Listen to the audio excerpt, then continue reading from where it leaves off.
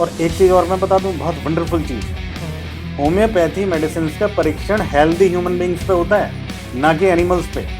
अच्छा। चूहों पे, गिनी पिग्स पे नहीं होता जैसे एलोपैथी में होता है। होम्योपैथी का जो प्रिंसिपल है वो एंटायरली डिफरेंट है। हमारे यहाँ मेडिसिन वजन के हिसाब से, तोल के हिसाब से नहीं दी जाती। हमारे यहाँ पोटेंटाइज फॉर्म में मेडिसिन होती है। एक तरह से हमारा जो मास कन्वर्ट्स इनटू एनर्जी, वो सिद्धांत हमारा चलता है। जिस तरह से गंभीर बीमारियाँ, कैंसर हो गई, बीपी हो गई या और तमाम बीमारियाँ, इसमें क्या होम्योपैथी में इसका इलाज है? वंडरफुल। अदरवाइज आप मान लीजिए कि 2030 तक ही आप हर घर में एक मानसिक रोग जरूर देखेंगे। सरकार बहुत सपोर्ट कर रही है, सरकार बिल्कुल बराबर का दर्जा दे रही है आज की डेट में। मैं इस बात को कहूँगा, जब से आयुष डिपार्टमेंट बना है तब से सरकार बिल्कुल बराबर का दर्जा दे रही है। प्रॉपर फंडिंग आती है। जितने भी आयुष चिकित्सालय हैं सभी के भवनों का निर्माण, सारी चीज़ें, मेडिसिन की उपलब्धता, लोगों में अवेयरनेस कैंपेन सरकार दे रही है, चला रही है सरकार। नमस्कार, स्वागत है आप सभी का द रॉमित टॉक में। दोस्तों, एक ज़माने में कहा जाता था कि जीवन यापन के लिए रोटी, कपड़ा, मकान ये बहुत ज़रूरी होता है, लेकिन आज के दौर में इन तीनों के अलावा हेल्थ भी बहुत महत्वपूर्ण है। आज का पॉडकास्ट हमारा इसी विषय पर है, एक ऐसे विषय पर जिसमें बीमारी का इलाज मीठी गोलियों के माध्यम से किया जाता है और मीठी गोलियां खाने के बाद बीमारी जड़ से खत्म हो जाती है। इस पॉडकास्ट में हमारे साथ बातचीत करने के लिए मौजूद हैं उत्तर प्रदेश में कार्यरत आयुष विभाग में जिला होम्योपैथिक चिकित्सा अधिकारी डॉक्टर अजय कुमार सिंह। सर, आपका बहुत बहुत स्वागत है। धन्यवाद मनीष जी। सर, आज का विषय जैसा कि स्वास्थ्य से रिलेटेड है, तो सबसे पहला प्रश्न, कैसे हैं आप? मैं बहुत बढ़िया, और आप बताइए? मस्त। मैं तो एकदम बढ़िया। मैं आपसे बस मुलाकात हो गई, वही मेरे लिए बहुत बड़ी चीज़ है, क्योंकि आज का जो पॉडकास्ट है वो लोगों को अवेयर करने के लिए है। डेफिनेटली। जो लोगों में जो भ्रांतियां हैं, जो लोगों में कंफ्यूजन है, उसको दूर करने के लिए है। बिल्कुल। तो हम होम्योपैथी के बारे में अभी और आपसे बातचीत करेंगे कि क्या क्या भ्रांतियां हैं, क्या क्या लोगों में कंफ्यूजन है, लेकिन उससे पहले आपके करियर को लेकर मैंने आपके बारे में रिसर्च किया, आपके बारे में पढ़ा, तो करीब आपको 25 वर्ष का अनुभव हो गया है। तो शुरुआत से लेकर अब तक कैसा सफर रहा आपका? देखिए, सफ़र तो बहुत शानदार रहा, मैं कहूँगा। जाहिर सी बात है, साइंस में 10+2 पास किया, उसके बाद मेडिकल की प्रिपरेशन की, CPMT का कंपटीशन बीट किया। लेकिन जैसा कि सभी के साथ होता है, सारे ही स्टूडेंट, खासकर हमारे ज़माने में हर कोई MBBS करना चाहता था। जी। तो हमारा भी यही सपना था कि भाई हम MBBS करेंगे। उस समय डॉक्टर का मतलब सिर्फ MBBS डॉक्टर हुआ करता था। बिल्कुल। तो मेरा भी सपना था कि भाई मैं भी MBBS करूँगा। मैंने कंपटीशन दिया and I was good student through out. चूँकि मैंने तो यूपी बोर्ड से किया है, सारा 12th 10th सब यूपी बोर्ड से किया है, तो आई वाज गुड स्टूडेंट और फर्स्ट डिवीज़न थी मेरी और अच्छे परसेंटेज 70+ ही रहा मैं। उसके बाद CPMT का हमने एग्ज़ाम दिया, बट अब उसको फॉर्चुनेट कहें या अनफॉर्चुनेटली कहें, हमारा MBBS में ना होके वो मेरिट वाइज हमें ये BHMS मिल गया। इनिशियली बड़ी दिक्कत हुई, बड़ा ख़राब लगा कि पता नहीं ये कैसा फील्ड है, क्योंकि बहुत हमें भी उस समय होम्योपैथी के बारे में जानकारी नहीं थी। बड़ा अजीब लगा कि भाई इसको कैसे कैरियर होगा, कैसे होगा, भाई लाइफ ख़राब होगी, यही बिल्कुल आया दिमाग में। लेकिन जैसे जैसे हमने साइंस को पढ़ना शुरू किया, जैसे जैसे हम इसे एक्सप्लोर करते गए, मतलब आप यकीन नहीं मानेंगे, परसेप्शन मेरे पास होने तक बिल्कुल डिफरेंट होता गया, चेंज होता गया। और मैं फॉर्चुनेट रहा कि UPPSC के माध्यम से मेरा, जैसे ही मैं पास करके निकला 98 में, 2000 में मेरा इसमें सिलेक्शन हो गया। तो उसके बाद से फिर हमने होम्योपैथी को जो सरकार की तरफ से भी, जो गवर्नमेंट जॉब में भी हमने ग्रो करते देखा। उस समय हालात ये थे कि भाई इवन चिकित्सालय किराए पे चलते थे, कोई एक कमरे में चल रहा है, किसी को 2 कमरे मिले हुए हैं, सुविधाओं की नितांत कमी थी। बहुत इंटीरियर में चिकित्सालय थे, इंटीरियर में तो होने भी चाहिए, ताकि लोगों को स्वास्थ्य सुविधा एट डोर स्टेप मिले। भाई अगर गांव में इंटीरियर में अगर सुविधा मिल रही है तो इससे बढ़िया क्या बात है। बिल्कुल बिल्कुल। तो गवर्नमेंट की इंटेंशन यही रही। तो उसमें अब धीरे धीरे आज 25 ईयर्स लगभग हो रहे हैं तो मुझे जॉब में भी, तो अब हमने इसमें एक बदलाव देखा है, ड्रास्टिक चेंज आ गया है। अब एक आयुष डिपार्टमेंट गवर्नमेंट ने क्रिएट किया 2015 में। 15 से जो शुरुआत हुई है तब से लगातार इसमें डेवलपमेंट चल रहा है। जगह जगह चिकित्सालय के भवनों का निर्माण और भी तरह तरह की योजनाएं, मतलब लगभग एट पार एलोपैथी के इसको हमने खड़ा कर दिया आज की डेट में गवर्नमेंट ने। नहीं तो जैसा कि आपने कहा कि स्टार्टिंग में हाँ। आपका भी एमबीबीएस करने का एक हाँ। सपना था, हाँ। एक इच्छा थी कि मैं भी एमबीबीएस करूं, क्योंकि आमतौर पर आज भी जो साइंस के स्टूडेंट होते हैं उनकी पहली सोच ये रहती है, धारणा ये रहती है कि मैं एमबीबीएस डॉक्टर बनूं और आगे जाऊं। घर वालों की तरफ से भी क्या कोई ऐसा प्रेशर था कि, क्योंकि उस समय होम्योपैथी का उतना मतलब एक क्रेज बोल सकते हैं कि क्रेज उतना नहीं कहा जा सकता नहीं, था। मेरे घर वालों की तरफ से कभी कोई प्रेशर नहीं रहा। मेरे फादर ने जब मेरा उसमें एडमिशन हुआ BHMS के लिए तो उन्होंने उल्टा मुझे एनकरेज किया। और मैं तो ये कहूँगा कि एक मेरे मौसा जी हैं, सबसे ज़्यादा एनकरेज उन्होंने किया। अच्छा। क्योंकि वो होम्योपैथी मेडिसिन से ट्रीटमेंट अपना कराते थे और उनके कोई परिचित थे होम्योपैथ डॉक्टर। जी जी। उनकी प्रैक्टिस बहुत रोरिंग प्रैक्टिस थी अलीगढ़ में कहीं, तो उन्होंने एनकरेज किया तो मैंने किया। और आज मुझे गर्व है, बिल्कुल पछतावा नहीं कि मेरा MBBS में नहीं हुआ। आज मुझे गर्व है कि मैं होम्योपैथ हूँ। क्योंकि उस समय जो होम्योपैथी को लेकर जो एक धारणा बनी हुई थी, इनकम के जनरेशन में पूछ रहा हूँ, कमाई के जरिए से पूछ रहा हूँ मैं, बिल्कुल। क्योंकि जो लोग जब एमबीबीएस करने के बाद निकलते थे उनका कमाई के जरिए लेवल उनका अलग होता था। होम्योपैथी डॉक्टर का कहा जा सकता है कि दोनों का अलग लेवल हो जाता था। तो क्या आपको लगता है कि कमाई मतलब इनकम के नज़रिए से या करियर में जो एक मॉनेटरी तौर पर, देखिए डेफिनेटली मैं कहूँगा कि ये डिफरेंस तो रहा, लेकिन अगर आज आप लास्ट 10 ईयर्स में देखेंगे तो वो जो खाई थी वो इतनी पट गई है कि उसको अब ये लगभग बराबर पे आ गया हम लोग, लगभग बराबर पे। तो शुरुआत से लेकर अब तक जो आपका सफ़र रहा है, क्या क्या चैलेंजेस आए आपके? देखिए चैलेंजेस काफ़ी आए। होता क्या था कि चूंकि होम्योपैथ के पास पेशेंट धक्के खा के ही आता है, सारी जगह ट्रीटमेंट कराता है। हाँ, एलोपैथिक का वो खूब ट्रीटमेंट कराता है, 10 साल एलोपैथिक का ट्रीटमेंट कराएगा, फिर होम्योपैथिक डॉक्टर के पास आके वो ये एक्सपेक्टेशन लेके आता है कि मुझे ये 10 दिन में ठीक कर दे।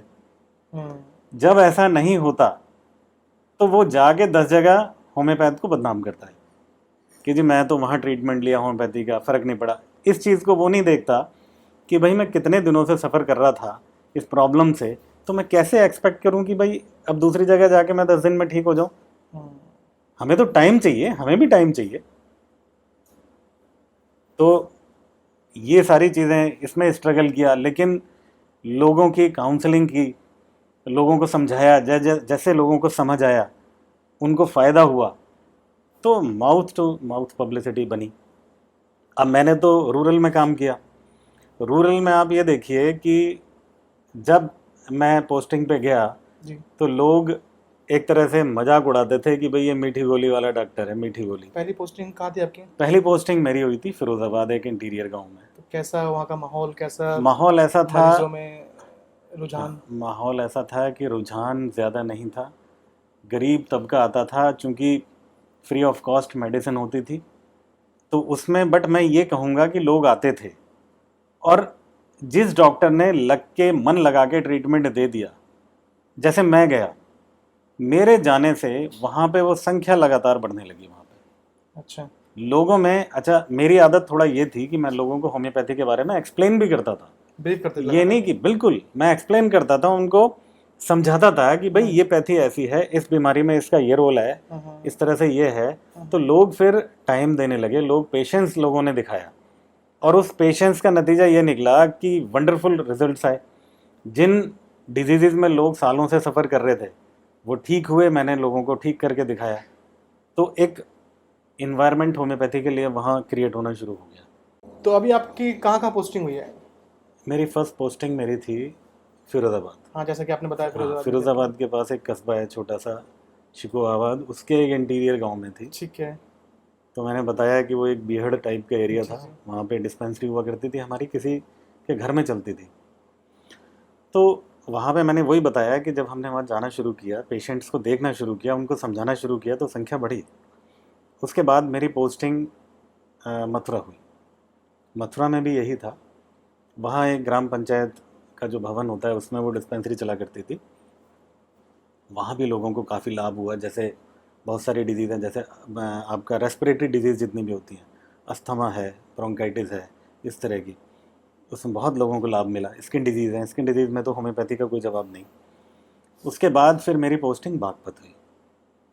तो बागपत में मेरी डिस्पेंसरी वही इंटीरियर एक गांव में थी।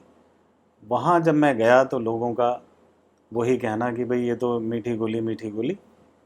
तो लेकिन मैंने उस मीठी गोली को एक वंडरफुल गोली में, एक चमत्कारिक गोली में परिवर्तित कर दिया ओवर द पीरियड ऑफ एक टाइम, अमृत के रूप में तो एक अमृत के रूप में। उसके बाद मनीष जी, आप बिलीव नहीं करेंगे, वहाँ पे होता पता है क्या है, दूर के ढोल सुहावने होते हैं। बिल्कुल।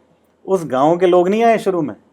अच्छा, शुरू में मेरे पास आए मेरठ से लोग आए। बाहर के लोग ज़्यादा जी हाँ, अच्छा, बाहर के लोग आए। मेरठ के जो आसपास के गांव थे जी। वहाँ के लोग आने शुरू हुए, गाड़ी भर भर के। अच्छा, उसके बाद जो वहाँ के स्थानीय लोग थे जो फिर वो स्थानीय लोग थे उनका आवागमन स्टार्ट हुआ। हम्म। फिर तो वहाँ वो चला कि भाई जो कहीं ठीक नहीं होता था, भाई निवाली चले जाओ आप। एक मतलब गांव का नाम मैं बता रहा हूँ जी, आपको, आप वहाँ चले जाओ, वहाँ पे आपको जी वहाँ इलाज। पर आपकी पोस्टिंग थी वाली। वहाँ मेरी पोस्टिंग थी, राजकीय होम्योपैथिक चिकित्सालय। तो वहाँ पर हमने ट्रीटमेंट किया एंड रिजल्ट वाज वंडरफुल। और लोग जो हैं, उसका इम्पैक्ट आज तक है, आज भी मेरे पास लोगों के फ़ोन आ जाते हैं। उसके बाद फिर मैंने धीरे धीरे मैं जो है एडमिनिस्ट्रेशन में आ गया, जिला होम्योपैथिक चिकित्सा अधिकारी का मेरे पास एक एक्स्ट्रा प्रभार रहा। तो उसके बाद फिर मेरा प्रमोशन हुआ, तो मैंने प्रमोशन के बाद 1 साल तो मैं वहाँ रहा। उसके बाद मेरा स्थानांतरण हो गया अन्यत्र। तो जो है इस तरह से अपना चला। मैंने आपकी पोस्टिंग के बारे में बात की कि कहाँ पोस्टिंग हुई। मेरा पूछने का बेसिक मोटिव ये था हाँ। कि एक तो जो स्थानीय लोग होते थे उनकी तरफ से कितना सहयोग मिलता था, साथ ही साथ प्रशासन की तरफ से कितना सहयोग मिलता था, देखिए, या मिलता है। हाँ मैं वही बता रहा हूँ। देखिए, प्रशासन तो सहयोग देता है, आप सहयोग लेने वाले बनो, बिल्कुल। है ना। प्रशासन या सरकार की तरफ से सहयोग देने में कोई कमी नहीं है, बशर्ते आप उनको अपनी समस्याएं, अपनी प्रॉब्लम्स बताएं तो क्या ऐसा है कि डॉक्टर्स समस्या नहीं बताते हैं ऊपर? हाँ, कई बार डॉक्टर समस्या नहीं अपनी बात रख पाते। कारण? कारण बहुत सारे कारण हैं कि जैसे एक तो समय का ही अभाव मान लेते हैं, क्योंकि वहाँ पे डॉक्टर के पास सपोर्टिंग स्टाफ भी काफ़ी कम रहता है। अब तो ग्रेजुअली स्टाफ आने लगा है, बट उस समय जैसे फॉर एग्जांपल मैं ही बताऊं, तो जब मेरी वहाँ पे पोस्टिंग हुई तो आई वाज अलोन, मेरे पास कोई स्टाफ नहीं आप था। कहाँ की बात कर रहे हैं? मैं निवाली की बात कर रहा हूँ, जब बागपत मेरी, निवाली। हाँ 2008 की। जी। तो उस समय कोई मेरे पास स्टाफ नहीं था। तो उसमें क्या होता था कि हम लोग, भाई ओपीडी का टाइम है हमारा, सुबह गर्मियों में सुबह 8 से 2 बजे तक का है। बिल्कुल। उसके बाद फिर सर्दियों में जो है सुबह 9 बजे से 3 बजे तक का है। तो उस ओपीडी के उपरांत इतना टाइम नहीं बचता कि हम लोग बहुत जाके प्रशासन से मिलें या ये करें। और कुछ चीज़ें ऐसी होती हैं कि जो सिस्टम से ही होती हैं। अब जैसे भवन निर्माण का कार्य है, जी। ये कोई लोकल प्रशासन थोड़ी करेगा। नहीं, इसके लिए तो बाकायदा प्रस्ताव जाते हैं, वो शासन से सैंक्शन होता है, तब जाके वो चिकित्सालय बनेगा। बिल्कुल। तो इसमें जो चिकित्सा अधिकारी है, जो वहाँ का प्रभारी है, वो बेचारा बहुत कुछ इसमें नहीं कर सकता। आपने अभी मथुरा की बात की थी, जहाँ पर ग्राम पंचायत के भवन में आपका हाँ, डिस्पेंसरी चलता वहाँ था। संचालित था। तो वहाँ वो भवन था हमारे पास, बट वहाँ पे वही स्टाफ की कमी हमेशा। नहीं तो प्रशासन की तरफ से कोई सुविधा नहीं दी गई थी कुछ अलग से डिस्पेंसरी के लिए, क्योंकि आप ग्राम पंचायत के भवन में? देखिए, प्रशासन, भाई वो भी प्रशासनिक भवन ही था ग्राम पंचायत का, उसमें हम बैठते थे, उसमें उन्होंने हमें जगह दे रखी थी। शासन मेडिसिन प्रोवाइड करता था, लेकिन एक प्रक्रिया होती है, स्टाफ की एक समय पे कमी होती है। तो उसी कमी से हम शायद उस समय जूझ रहे होंगे, ये था। तो सर ये तो अभी आपके करियर को लेकर हमने बातचीत की है। अब स्टार्टिंग में आपने एक बात कही कि जो मरीज आते थे हर जगह से इलाज कराने के बाद फिर होम्योपैथिक में वो अपना इलाज कराने के लिए वो आप लोगों के पास आते थे, लेकिन एक बड़ा टैग एक ऐसा आरोप लगता है होम्योपैथिक पर कि कहा जाता है कि ये इलाज करने में बहुत टाइम लगाती है। कहते हैं कि इसमें धैर्य और समय बहुत चाहिए होता है। तो इस पर आपका क्या कहना है? देखिए ऐसा है, इसे ना एक बड़े परिप्रेक्ष्य में आप समझो कि डिजीज़ की डिफरेंट कैटेगरीज होती हैं। जैसे कुछ डिजीज़ होती हैं जो बहुत एक्यूट होती हैं। एक्यूट मीन्स कि जैसे आपको आज फीवर आया, ये फीवर एक्यूट श्रेणी में आता है। जी जी। आपको मान लीजिए बुखार आया, खांसी जुकाम हुआ, उल्टी दस्त लग गया, तो ये सारे के सारे एक्यूट हैं। एक्यूट में ये उतना ही फास्ट काम करती है जितना कि एलोपैथिक करती है। ये एक भ्रांति इसलिए रही है कि होम्योपैथी के पास पुराने रोगों को लेके ही रोगी आया करते थे, तो एक परसेप्शन बन गया, क्योंकि उनके दिमाग में ये था। अच्छा, ये परसेप्शन बढ़ते बढ़ते बढ़ते बढ़ते इतना ज़्यादा स्ट्रांग हो गया कि लोगों के दिमाग में आ गई कि यार हमें लूज मोशन हो रहे हैं, तो अगर हम लूज मोशन के लिए होम्योपैथी पे जाएंगे तो ये तो बहुत लेट असर करती है, तो ठीक नहीं हो पाएगा। इस तरह की चीज़ें डेवलप हुई। लेकिन आज जैसे हम जैसे लोगों ने जब वहाँ पे काम किया, बहुत अच्छा काम कर रहे हैं आज की डेट में। जितने भी होम्योपैथ हैं, सरकारी डॉक्टर, इतना मन लगा के और इतना ग्रामीण क्षेत्रों में इतना बढ़िया काम कर रहे हैं कि एक्यूट केस आते हैं हमारे पास, डायरिया के भी आते हैं, डिसेंट्री के भी आते हैं, वोमिटिंग के आते हैं, फीवर के लिए आते हैं, हम उनको मेडिसिन देते हैं कॉन्फिडेंटली और वो ठीक होते हैं। आज ये परसेप्शन चेंज हो रहा है और यू वंडर, आज की डेट में 60% मास शिफ्ट हुआ है towards homeopathy. Can you imagine? Yes, in last 10 years. वो भी ग्रामीण क्षेत्रों में। ग्रामीण क्षेत्रों में मतलब हमारी जो ओपीडी हैं, मैक्सिमम ओपीडी ऐसी ऐसी ओपीडी हैं जहां 100 के अराउंड की ओपीडी है पर डे की, 100 पेशेंट्स। जी हाँ, हाँ, यानी सीधे झुकाव लोगों का आ गया है। मैंने बोला ना 60% मास शिफ्ट टुवर्ड्स होम्योपैथी। बहुत सुगम है, बहुत सरल है, और मीठी गोली प्यार की बोली, ये दो ही तो चीज़ें चाहिए ठीक करने के लिए आदमी नहीं, को। बिल्कुल बिल्कुल। ये है। तो कैसा कंपटीशन रहता है आपका एलोपैथी और होम्योपैथी? क्योंकि आज के समय में जैसा आपने बताया हाँ, कि 60% मास होम्योपैथी की तरफ झुका हुआ है। देखिए हमारा कोई ऐसा चैलेंज किसी से कोई कंपटीशन नहीं है। होम्योपैथी का जो प्रिंसिपल है वो एंटायरली डिफरेंट है। हमारे यहाँ मेडिसिन वजन के हिसाब से, तोल के हिसाब से नहीं दी जाती। हमारे यहाँ पोटेंटाइज फॉर्म में मेडिसिन होती है। एक तरह से हमारा जो मास कन्वर्ट्स इनटू एनर्जी, वो सिद्धांत हमारा चलता है। आपने देखा होगा कि कितनी सूक्ष्म मात्रा में मेडिसिन, अगर आपने कभी मेडिसिन खाई है जी जी। तो आपने देखा होगा कितनी सूक्ष्म मात्रा में मेडिसिन दी जाती है। कई बार तो जिन लोगों को जानकारी नहीं होती, वो जब हम एक शीशी पकड़ाते हैं, वो देख के वो चौंकने लगते हैं कि ये क्या है, क्या इससे ठीक हो जाऊंगा? क्या होती है वो मीठी गोलियाँ? बेसिकली वो कैरियर है। मीठी गोली तो मेडिसिन नहीं है, वो अच्छा। वो कैरियर है। उसमें मेडिसिन ऊपर से पोर की जाती है, डाली जाती है, फिर वो मेडिसिन बनती है। अच्छा, होम्योपैथी में जितनी भी मेडिसिन है वो रेक्टिफाइड स्पिरिट होती है, एब्सोल्यूट अल्कोहल, उसमें डेवलप करके बनाई जाती है। तो उसमें अल्कोहल की मात्रा कितनी होती है? वो एब्सोल्यूट अल्कोहल होता है, वो अलग कैटेगरी होती है अल्कोहल की। अच्छा। ये वो अल्कोहल मत समझिए जो अच्छा अच्छा, जो लोग सेवन करते हैं। सुरापान होता है वो। अच्छा। तो इसमें एक मदर टिंचर भी एक फॉर्म की तरह आता है, वो मदर कितना टिंचर, होता है वो? हाँ देखिए, मदर टिंचर जो है वो एक क्रूड फॉर्म है। अच्छा। मतलब मदर टिंचर में जो सब्सटेंस जिससे आप दवा बना रहे हैं उसकी मात्रा ज़्यादा है, हम्म। और जो डाइल्यूशन एक अलग कैटेगरी होती है उसमें उसकी मात्रा नेग्लिजिबल है, यानी कि उसकी इतनी कम मात्रा है कि उसके मास को, वेट को हमने एनर्जी में कन्वर्ट कर दिया, लगभग इस तरह से चलता है। तो जैसा कि अभी हमने बातचीत हाँ, की कि होम्योपैथी इलाज के लिए कहा जाता है कि टाइम और धैर्य चाहिए होता है। तो क्या होम्योपैथी जो इलाज होता है, जो ट्रीटमेंट होता है, ये केवल लक्षणों को दबाती है कि बीमारी को जड़ से भी ठीक करती है? जी, लक्षणों को दबाती नहीं है। अच्छा। होम्योपैथी में सप्रेशन का, पैलिएशन का कोई कॉन्सेप्ट नहीं है, रोग को भगाती है। अब वो कैसे भगाती है, आप इसको ऐसे समझिए। मुझे एग्जांपल के साथ बताइए। मैं बिल्कुल एग्जांपल के साथ बता रहा हूँ। फॉर एग्जांपल, आप मेरे पास आते हैं जी। मनीष जी आते हैं कि डॉक्टर साहब मेरी नाक बह रही है, मुझे छींकें आ रही हैं, मेरी आँख से पानी, नाक से पानी, इस तरह की जुकाम हो गया, जुकाम हो गया। मैंने आपके लक्षण दिए, मैंने नोट डाउन किए, सब पूछा।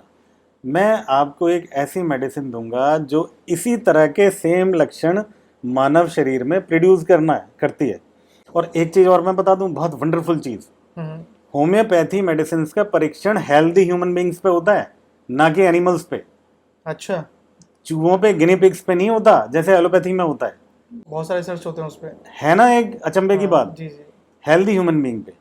तो खैर, तो मैं आपको वो बताने जा रहा था कि जैसे आप मेरे पास आते हैं तो मैं अपनी जो हमारी एक पोथी होती है, महाभारत रामायण जो समझिए उसको पोथी अच्छा, हमारी, तो देखा मैंने, बड़ी मोटी किताब होती एनसाइक्लोपीडिया, है। हाँ, हाँ। रेपर्टरीज होती हैं जी हमारी, जी। मेट्रिया मेडिकाज होती हैं।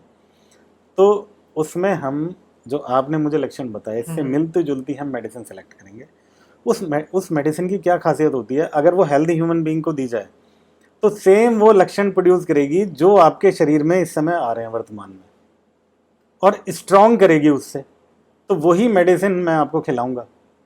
तो प्रकृति का सिद्धांत क्या है कि वो क्या करती है, जो कमज़ोर चीज़ को जो स्ट्रांग चीज़ होती है हमेशा दबाती है। जैसे कहते हैं ना कि बड़ी मछली छोटी मछली को खाती है, सेम वही सिद्धांत यहाँ पे लग जाता है। वो जो डिजीज़ होती है, जो आर्टिफिशियल डिजीज़, जो मेडिसिन डिजीज़ है, वो क्या करती है, ये जो आपकी जो इम्यूनिटी सिस्टम से जो डिजीज प्रोड्यूस हुई है उसको इनगल्फ कर जाती है, उसको खा देती है, एक तरह से किक आउट करती है शरीर से। चल भाई निकल, अब मैं आ गया हूँ, मैं यहाँ रहूँगा, तू निकल बाहर। वो बाहर निकल गया, और वो जो आर्टिफिशियल डिजीज जिसने आपके शरीर पे अब कब्जा किया, वो उसका एक सर्टेन ड्यूरेशन होता है, वो स्वतः ही कुछ समय बाद खत्म हो जाएगी और आप स्वस्थ हो जाएंगे। तो सर, ये सिद्धांत है। तो बहुत से लोग कहते हैं कि होम्योपैथी एक सिर्फ ट्रीटमेंट ऑफ वे नहीं है, इसको प्लेसबो इफेक्ट भी कहते हैं, ऐसा कहा जाता है। तो इसको लेकर देखिए, क्या आपकी धारणा है कि कैसे इसको चुनौती देंगे? मैं बता देता हूँ, होम्योपैथी में प्लेसिबो बहुत इंपॉर्टेंट है, क्योंकि होम्योपैथी में किलो के हिसाब से हम लोग दवाई नहीं खिलाते पेशेंट को। आप यू वंडर, सपोज मेरे पास एक पेशेंट आता है, मैं एक एग्जांपल देता हूँ, एक मेडिसिन हमारे नक्स भूमिका होती है। जी। मान लीजिए आप मेरे पास आए और बोले कि सर मेरे पेट में गड़बड़ी चल रही है, मैंने आपको फॉर एग्जांपल नक्स भूमिका 200 में एक खुराक दे दी। अब होगा क्या कि मुझे तो एक ही खुराक देनी है आपको, क्योंकि मुझे पता है कि आप ठीक हो जाओगे एक खुराक से। लेकिन आपके मन में ये विचार रहेगा कि यार ये कैसे, एक खुराक में कैसे ठीक हो जाऊंगा मैं। तो अब मुझे आपको प्लेसिबो करना पड़ेगा। क्या होता है प्लेसिबो का मतलब? प्लेसिबो का मतलब होता है कि उसमें कोई मेडिसिन नहीं जाती। क्योंकि दर्शकों को हाँ, इसका मतलब नहीं पता है मैं कि वो क्या होता मतलब ही है, बता रहा हूँ। इसका प्रभाव। उसके अंदर हम कोई जो ग्लोब्यूल्स होती हैं, हम उनके अंदर केवल एब्सोल्यूट अल्कोहल के ड्रॉप्स डालते हैं, उसमें मेडिकेशन नहीं डालते हैं, अच्छा। उसमें कोई मेडिसिन नहीं डालते। और वो प्लेसिबो कहलाता है, वो ट्रीटमेंट का पार्ट है। आप ये मत समझिए वो कोई फर्जी फेक नहीं है, ताकि आप ये समझें भाई असर तो वो 200 में जो मैंने आपके डाल दी टंग पे, वो असर आपको कर रही है। लेकिन प्लेसिबो आपको इसलिए किया गया ताकि आपको ये एहसास रहे कि हाँ आप मेडिसिन खा रहे हो। नहीं तो आपके अगर दिमाग में एक बार ये नेगेटिविटी आ गई ना, तो आप जो है फिर उसको यही समझेंगे कि हाँ भाई मेरा कोई ट्रीटमेंट चल नहीं रहा। चल नहीं रहा। ये तो अभी तक जो आपने बात की है, वो बात की है आपने जुकाम की, और जो छोटी छोटी बीमारियां उसकी बात की है। जिस तरह से गंभीर बीमारियां, कैंसर हो गई, टीबी हो गई, या और तमाम जितनी बीमारियां, इसमें क्या होम्योपैथी में इसका इलाज है क्या? Wonderful treatment. अच्छा, किस तरह का इलाज, देखिए और कितना इसमें समय लगता है? फिर मैंने यही बताया कि समय तो लगता है, इस तरह की डिजीज़ में तो समय लगेगा, और ये डिपेंड भी करता है कि भाई हमारे पास पेशेंट किस स्टेज में पहुंचा है। अगर तो उसकी बॉडी में इस तरह से वो थर्ड के स्टेज का अगर कोई पेशेंट आ रहा है, तो यानी कि उसके शरीर में ऑलमोस्ट 70% से ऊपर उसके स्प्रेड हो चुका है, फिर उन सेल्स को रिवाइव करना बहुत मुश्किल है। बट उस तरह के केसेस में भी मैंने खुद किया है, उस तरह के केसेस में लाइफ कैन बी प्रोलॉन्ग्ड। अगर एलोपैथिक ट्रीटमेंट में ये बता दिया गया है कि भाई आपकी लाइफ अब 6 महीने है, तो मैंने खुद ऐसे पेशेंट्स का ट्रीटमेंट किया है कि जिनकी लाइफ प्रोलॉन्ग्ड हो गई है एंड दे डाइड पीसफुली। अच्छा। मतलब वो, उनकी अगर डेथ हुई तो विदाउट एनी पेन, शांति के साथ वो दुनिया से चले गए। भाई उनको जाना तो था ही, बट दे डाइड पीसफुली। और अगर फर्स्ट स्टेज पे कोई पेशेंट आता है तो बिल्कुल क्योरेबल है। अच्छा, बिल्कुल क्यूरेबल है। तो क्या प्रोसेस होता है इसका ट्रीटमेंट का, कैसे प्रोसेस, मोरली आप उसको पेशेंट को हाँ देखिए, मोरली सबसे बड़ी बात तो यही है कि आ, ट्रीटमेंट कैसे करते हैं? फिर वही बात आती है कि पेशेंट एलोपैथिक से धक्के खाने के बाद फिर होम्योपैथ की तरफ रुख करता है कि भाई, या फिर इस तरह से है कि कोई उसके परिवार का हो जिसका बहुत ब्लाइंड फेथ हो होम्योपैथी के ऊपर, वो एनकरेज करके लोगों को हम तक लाते हैं, और जो सही टाइम पे आ जाता है तो हम उसको क्योर कर पाते हैं। और वो एक प्रक्रिया है, उसमें प्रॉपर एक होम्योपैथी के हिसाब से केस टेकिंग होती है, जिसमें समय लगता है। केस टेकिंग में कम से कम 2 घंटे का समय लगता है। पूरी फैमिली हिस्ट्री, उसका जो है पूरा बॉडी का कॉन्स्टिट्यूशन, सारी चीज़ें, बहुत सारी चीज़ें इसमें हैं जो कि हम ऑब्ज़र्व करते हैं, नोट डाउन करते हैं, उसके बाद होमवर्क करते हैं अपना, उसके बाद उसकी मेडिसिन निकल के आती है, उसके माध्यम से हम ट्रीटमेंट करते हैं। ये होता है। अच्छा, मुझे ये बताइए कि आजकल मैं कई सारी किताबें पढ़ता हूँ, कई सारे वेबसाइट्स देखता हूँ, खबरें देखता हूँ, तो उसमें ना मैंने एक चीज़ देखा है कि आजकल जैसे कैंसर है, फॉर एग्जांपल कैंसर है, हम्म। उसमें आजकल देखा जा रहा है कि कुछ भी खाने से आपका ये कैंसर के लक्षण आ जाते हैं। मतलब नाम नहीं लेना चाहूँगा मैं, मतलब कई बार मैंने देखा कि कुछ भी आप जो रोज़मर्रा की चीज़ हम सेवन करते हैं, कई बार उसको खाने से भी, उसको अत्यधिक खाने से कैंसर के लक्षण आ जाते हैं।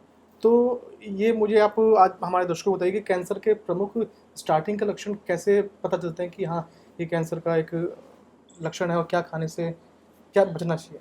देखिए, खाने में तो मैं आपको एक चीज़ ये क्लियर कर देता हूँ कि अति हर चीज़ की बुरी है। हम्म, देखिए, आज का जो माहौल है, आज का जो आधुनिक युग है, इसमें जो पैक्ड फूड है उसका बहुत ज़्यादा प्रचलन है। आप उससे बच नहीं सकते किसी भी तरह से, आपको कहीं ना कहीं वो खाना पड़ जाता है, चाहे मजबूरीवश कहें, चाहे आप टेस्ट के हिसाब से कहें। हम्म, बाकी देखिए, जो अपना हिंदुस्तानी खाना है, जो घर में दाल रोटी खिचड़ी पुलाव जो भी हम खाते हैं, उससे बेस्ट खाना कोई नहीं है। तो मैं यही कहूँगा कि आप किसी भी चीज़ को एक अति ना करें उसकी। जैसे पता चला कि आप चिप्स डेली खाए जा रहे हैं, है ना, बच्चे आजकल ये कुरकुरे चिप्स इस टाइप की चीज़ें डेली खाए जा रहे हैं, तो ये सब गलत है। कोल्ड ड्रिंक्स तरह तरह की आ रही हैं, वो पिए जा रहे हैं, ये सब गलत है। मैं ये नहीं कह रहा कि वंस इन अ वाइल अगर पी ली किसी ने तो चल जाएगा, लेकिन आप अगर कोई अति ही कर दे तो फिर ये ही कारक बनते हैं जो कैंसर के लिए रिस्पॉन्सिबल हैं। क्या सभी पैक्ड फूड में ये समस्या देखिए, रहती है? संभावना है, जितने भी ट्रांस फैट से निर्मित चीज़ें हैं वो पॉसिबिलिटी है ऐसा करने की। शरीर की प्रतिरोधक क्षमता को कमज़ोर करते हैं, और प्रतिरोधक क्षमता अगर शरीर की वीक होगी तो आपको कोई भी डिजीज़ पकड़ सकती है। और आज के युग में यही खान पान की बदौलत बहुत सारी auto immune disease human beings में डेवलप हो रही हैं, जो खुद की जो इम्यूनिटी ही शरीर को खाने लग जाती है। तो इसका तरीका यही है कि भाई, आप अपने जितना घर का फ्रेश फूड खाएंगे, जितना भी आप प्रिजर्व फूड खाएंगे, सबसे ज़्यादा हार्मफुल प्रिजर्व फूड है, कोई भी हो। मैं किसी पर्टिकुलर ब्रांड का या किसी चीज़ का नाम नहीं ले रहा हूँ, बट ये है कि प्रिजर्व फूड इतना जान लीजिए, फ्रेश खाएंगे बना के बेटर है। हाँ, मैं ये नहीं कह रहा कि उनमें प्रिजर्वेटिव्स नहीं होते, उनमें भी होते हैं। आजकल ज़्यादा यील्ड के चक्कर में किसान लोग भी, हमारे किसान भाई, वो भी फर्टिलाइजर्स और तरह तरह की चीज़ें डालते हैं, और वो फूड चेन में आ जाता है। यू वंडर, जो कि आज आप ये मत समझिए कि बीमारी का कारण वही बन रहा बीमारी का कारण। अब जैसे आपने भैंस को चारा खिलाया, है। जी। खेत में आपने मान लीजिए कोई फसल उगाई, चाहे भैंस का चारा है, चाहे गेहूं है, चाहे राइस है, उसमें आप केमिकल्स डाल रहे हैं। अब वो भैंस ने चारा खाया, भैंस का दूध आया, दूध आपने पिया, तो फूड चेन में मर्ज हो जाता है। इस तरह के वो केमिकल्स हैं, फूड चेन में मर्ज हो गया, वो आपके अंदर आ जाएगा। इसी तरह से गेहूं है, गेहूं आपने खाया, ह्यूमन बीइंग खाता है गेहूं, वो आपके शरीर में आएगा। कहाँ तक बचेंगे? लेकिन फिर भी बचने का यही तरीका है कि जितना हो सके फ्रेश खाना खाइए, ताज़ा भोजन करें। आजकल तो मैंने सर देखा है कि आजकल लोग दूध भी बहुत कम पीते हैं, लगभग छोड़ सा दिया है, ऐसा मैंने देखा अक्सर लोगों को। देखिए, मैं मनीष जी, यहाँ पे मैं ये एक चीज़ बता दूँ कि देखिए, जो खान पान होता है ना आपका, वो खान पान आपकी जो जोग्राफी है, जो आपका क्लाइमेट है, जहाँ आप निवास करते हैं, उसके हिसाब से होता है। खान पान ऐसा नहीं होता कि जैसे फॉर एग्जांपल हम जो परहेज बताते हैं, हर पेशेंट को एक जैसा परहेज नहीं बताते। हर व्यक्ति की, हर इंडिविजुअल का डीएनए बिल्कुल अलग है, हर एक की प्रकृति बिल्कुल अलग है। किसी को कुछ सूट करता है, किसी को, अब जैसे मनीष जी आप कहोगे कि मैं तो जी 2 गिलास दूध पी लेता हूँ, आई एम ओके। मैं कहूँगा कि जी मैं पी लेता हूँ, मुझे तो लूज मोशन लग जाते हैं, मुझे वही दूध मुझे सूट नहीं करता। तो इस तरह से चलता है। तो इसमें यही है बॉडी कि के ऊपर, बेसिकली बॉडी के ऊपर डिपेंड करता है, आपके क्लाइमेट पे, एनवायरनमेंट पे। अब जैसे मैं आपको बता दूं, फॉर एग्जांपल यूपी को ही हम देख लें। यूपी जैसे जो वेस्टर्न बेल्ट है, यहाँ के लोगों की पाचन क्षमता दूध, घी और दही के मामले में बहुत स्ट्रांग है। यहाँ के लोग, यहाँ पे प्रचलन जो है दूध, घी और इस सब का रहा है। यहाँ चावल बहुत कम खाया जाता है। आप उधर चले जाइए, बियॉन्ड लखनऊ चले जाइए आप, वहाँ पे क्या है, वहाँ पे मैंने लोगों को बहुत ज़्यादा घी, दूध और ये सब सेवन करते नहीं देखा। वहाँ पे राइस और दाल का सेवन करते हैं लोग, क्योंकि वहाँ पे बारिशें ज़्यादा होती हैं, वहाँ पे पानी ज़्यादा है।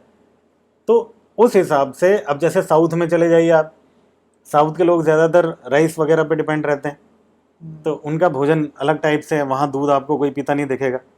हरियाणा, पंजाब हो गया, यूपी का ये वाला वेस्टर्न यूपी हो गया, यहाँ लोग खूब दूध, घी खाते हैं।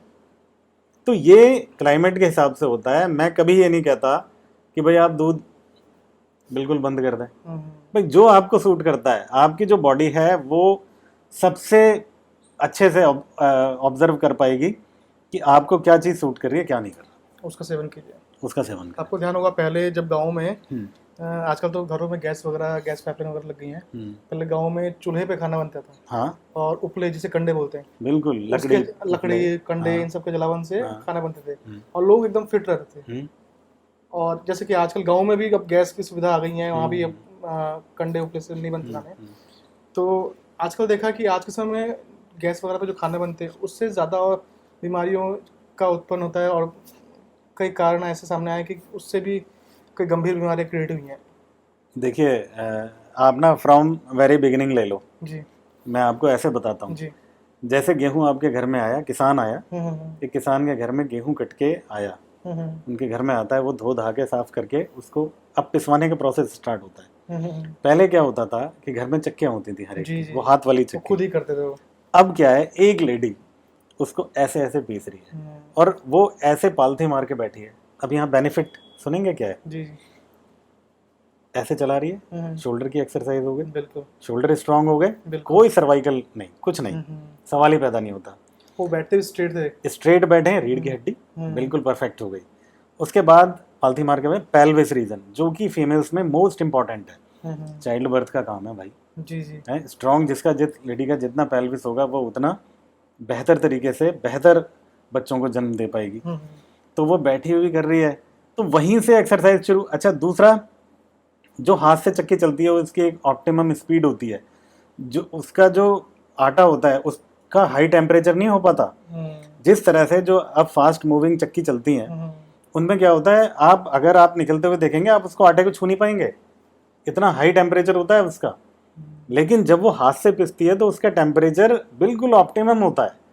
फिर आ जाइए सेकेंड स्टेप में, अब वो चूल्हे पे आटा गूंथ के चूल्हे पे बनती थी, वहाँ बिल्कुल टेम्परेचर फर्स्ट क्लास। और जब उसकी राख होती है ना, उपले की जली हुई राख, वो कार्बन भी बॉडी में औषधि का काम करता है, जो थोड़ा बहुत उस पर राख भी लगी रह जाती थी। मैं आपको बताऊं, इनफैक्ट हमारे यहाँ तो कार्बोवेज नाम की कोई एक मेडिसिन हमारे यहाँ बनती है इससे। अच्छा, जो कि पेट के लिए वंडरफुल, जिसका रिजल्ट है गैस वगैरह में। तो इसलिए अब क्या है, अब आप खा रहे हो, आप गए आपने, बल्कि अब तो लोग मैक्सिमम क्या करते हैं, जो फ्लोर मिल से आटे ला के घरों में खा रहे हैं। हाँ, मोस्टली अब उसमें क्या प्रॉब्लम आती है पता है? फ्लोर मिल्स वाले क्या चालाकी करते हैं जी, कि आटे को तो अलग कर लेंगे, अब वो आटा क्या बचा, वो तो मैदा हो गया, मैदा तो आपको पैक करके दे दी। और जो चोकर उसका होता है, जो कि मोस्ट इंपॉर्टेंट है ह्यूमन बॉडी के लिए, यस, उसका बिस्किट 20 रुपए का एक बिस्किट आता है उसका, वो चोकर से बना हुआ बिस्किट आप खा रहे जो हम फेंक देते हैं उसका इस्तेमाल वो बिस्किट रूप में करते हैं। हाँ जी। तो और आप अपना उसे खा रहे हो कि भाई बड़ी उजली रोटी बन रही है, बड़ी सफ़ेद रोटी बन रही है। तो यहाँ थोड़ा समझदारी दिखानी पड़ेगी लोगों को। भाई आप चोकर युक्त आटा खाइए, आप खुद गेहूं लीजिए, थोड़ा सा महीने में 1-2 दिन का ही तो कष्ट है, आप साफ़ करिए, उन्हें पिसाइए और उन्हें पिसा के अपने सामने पिसा के उनको बिना छाने आप उसको खाओ। अच्छा, ये तो हमने देसी बातें कर ली, हाँ, जो हाँ। पुराने तरीके लोग करते थे और स्वस्थ रहते हैं। एक सवाल ये है कि अगर कोई पेशेंट, हम्म, जैसा कि हमने स्टार्टिंग में बातचीत की कि लोग धक्के, मतलब आपने कहा कि काफ़ी एलोपैथी में ट्रीटमेंट कराने के बाद होम्योपैथी में आता है। हम्म, अब यदि कोई पेशेंट लंबे समय तक एलोपैथी ट्रीटमेंट ले रहा है हम्म, और उसको लग रहा है कि मुझे इससे ठीक नहीं हो रहा है और वो होम्योपैथी में आता है, हम्म। तो उतने लंबे समय ट्रीटमेंट लेने के बाद कैसे होम्योपैथी इसको डिटॉक्स करती है और कैसे उसको फिर शरीर, उसके शरीर में होम्योपैथी ट्रीटमेंट कैसे मैनेज होता है, देखिए मैं कैसे बता प्रभाव करता है? हाँ, तो उसमें हमारे पास कुछ मेडिसिन हैं। जी। इनिशियल डोजेज तो हम उन मेडिसिन की उनको देते हैं अच्छा। जहाँ हमें लगता है कि हाँ ये लंबे समय तक हम्म। इसने ये मेडिसिन खाई है, डिटॉक्स करने की इसकी आवश्यकता है। जी। और बाकी सारी चीज़ें जो डाइट हम बता देते हैं कि भाई इस तरह की अपना आप डाइट लेना शुरू करो। फिर एक अपना जो कन्वेंशनल होम्योपैथी से हम अपना ट्रीटमेंट स्टार्ट करते हैं पेशेंट्स का, और ऐसी ही शुरुआत होती है, ऐसे ही करते हैं। अच्छा, एक ये भी है कि कहा जाता है कि होम्योपैथी केवल इलाज ही नहीं करती, इंसान को भी ठीक करने का काम करती है। केवल इलाज ही ठीक नहीं करती, हम्म। आप समझ रहे होंगे मोरली और कई और चीज़ें। देखिए तो शायद ही होम्योपैथी की कोई ऐसी मेडिसिन हो जिसमें मानसिक लक्षण ना हो। हम्म, जो मेडिसिन का चुनाव है वो आपके इवन बैठने के स्टाइल तक से होता है कि अच्छा। आप आए जी। होम्योपैथ को इतना कीन ऑब्जर्वर होना चाहिए हम्म, कि जब पेशेंट एंट्री करता है वो किस तरह से चल रहा है, उसकी निगाह किस तरह से जा रही है, कैसे है वो, उसकी बॉडी लैंग्वेज क्या है, कैसे वो चेयर पे बैठ रहा है, किस तरह से वो आपसे कन्वर्सेशन कर रहा है, ये सारी चीज़ें नोटिस की जाती हैं। उसके आधार पे डायग्नोस बनते हैं होम्योपैथिक मेडिसिन के। होम्योपैथी इस तरह से चलती है। और होम्योपैथी एक इंडिविजुअल के का ट्रीटमेंट है। होम्योपैथी में ऐसे नहीं होता मनीष जी कि सपोज जिस मेडिसिन से ए मेडिसिन से अगर आपकी खांसी ठीक हो रही है तो ए से ही मेरी हो जाए। नो, अच्छा। बिल्कुल ज़रूरी नहीं है।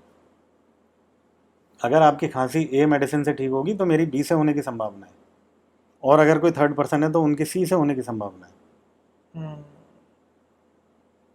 ऐसे चलता है होम्योपैथी में। मान ये लीजिए किसी को फीवर है हम्म, और उसको इंस्टेंट, वो चाहता है कि मेरा फीवर इंस्टेंट चला हम्म, जाए, हम्म, और जैसे कि होम्योपैथी बार होता है कि समय लेती है या हम्म, टाइम लगाती है। हम्म। तो जब आपने अभी तक आपका 25 साल का करियर है, तो इस इन 25 सालों में क्या आपको लगा कि फीवर, अगर आपने किसी को फीवर दवाई दी, कितनी देर में ठीक कर देती है वो? देखिए ऐसा है, फीवर का कोई भी आप फीवर लें, खासकर मैं वायरल फीवर की बात कर रहा हूँ जो सीजनल फीवर चलता है, जी जी। उनका जो मैक्सिमम पीरियड होता है ना वो लगभग हफ्ते का होता है। अच्छा। लगभग हफ्ते का, लगभग 5 दिन मान लीजिए। अब उसमें क्या होता है कि लोग अगर होम्योपैथी में ट्रीटमेंट लेते हैं तो अब जैसे फीवर जो, अब जैसे वेदर ये चेंज हो रहा है, अब इसमें आएगा तो थोड़ा बहुत कफ कोल्ड होगा साथ में, प्लस फीवर होगा, बॉडी पेन और इस सब के ये लक्षण लेके आता है पेशेंट। होम्योपैथी क्या करती है कि इन लक्षणों को कवर करती है, जो स्थिति है उसको कम कष्टकारी करके मैक्सिमम 3 दिन में फीवर ठीक हो जाता है। अच्छा। अगर वो कोई अदरवाइज फीवर नहीं है, इन दैट केस कह रहा हूँ मैं।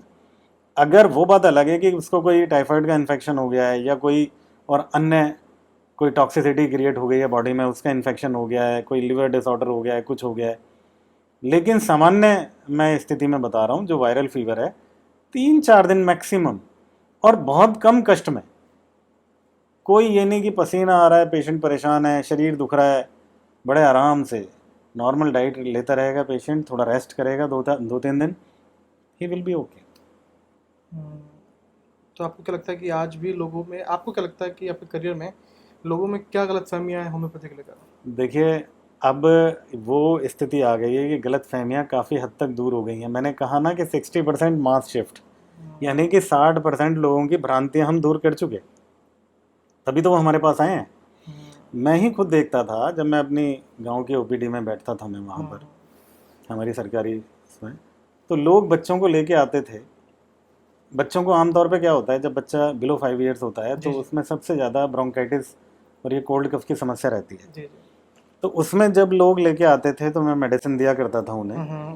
तो वो खुद ही बाद में ये बात कहते थे कि डॉक्टर साहब हम आए दिन इनको अस्पतालों में लेके नेबुलाइज कराते रहते थे, और जब से हमने यहाँ आना शुरू किया है इस चिकित्सालय पे, हम तो इन चीज़ों से हमें छुटकारा मिल गया। ये लोगों के खुद के शब्द हैं। हम्म। ये है। ठीक है, आपने अभी तक जो हमें बातें बताई, आपकी पोस्टिंग भी ग्रामीण क्षेत्रों में हुई, ग्रामीण क्षेत्रों के बताया कि 40-60% जो लोग हैं वो होम्योपैथिक तरफ आए हैं, इलाज करवा रहे हैं।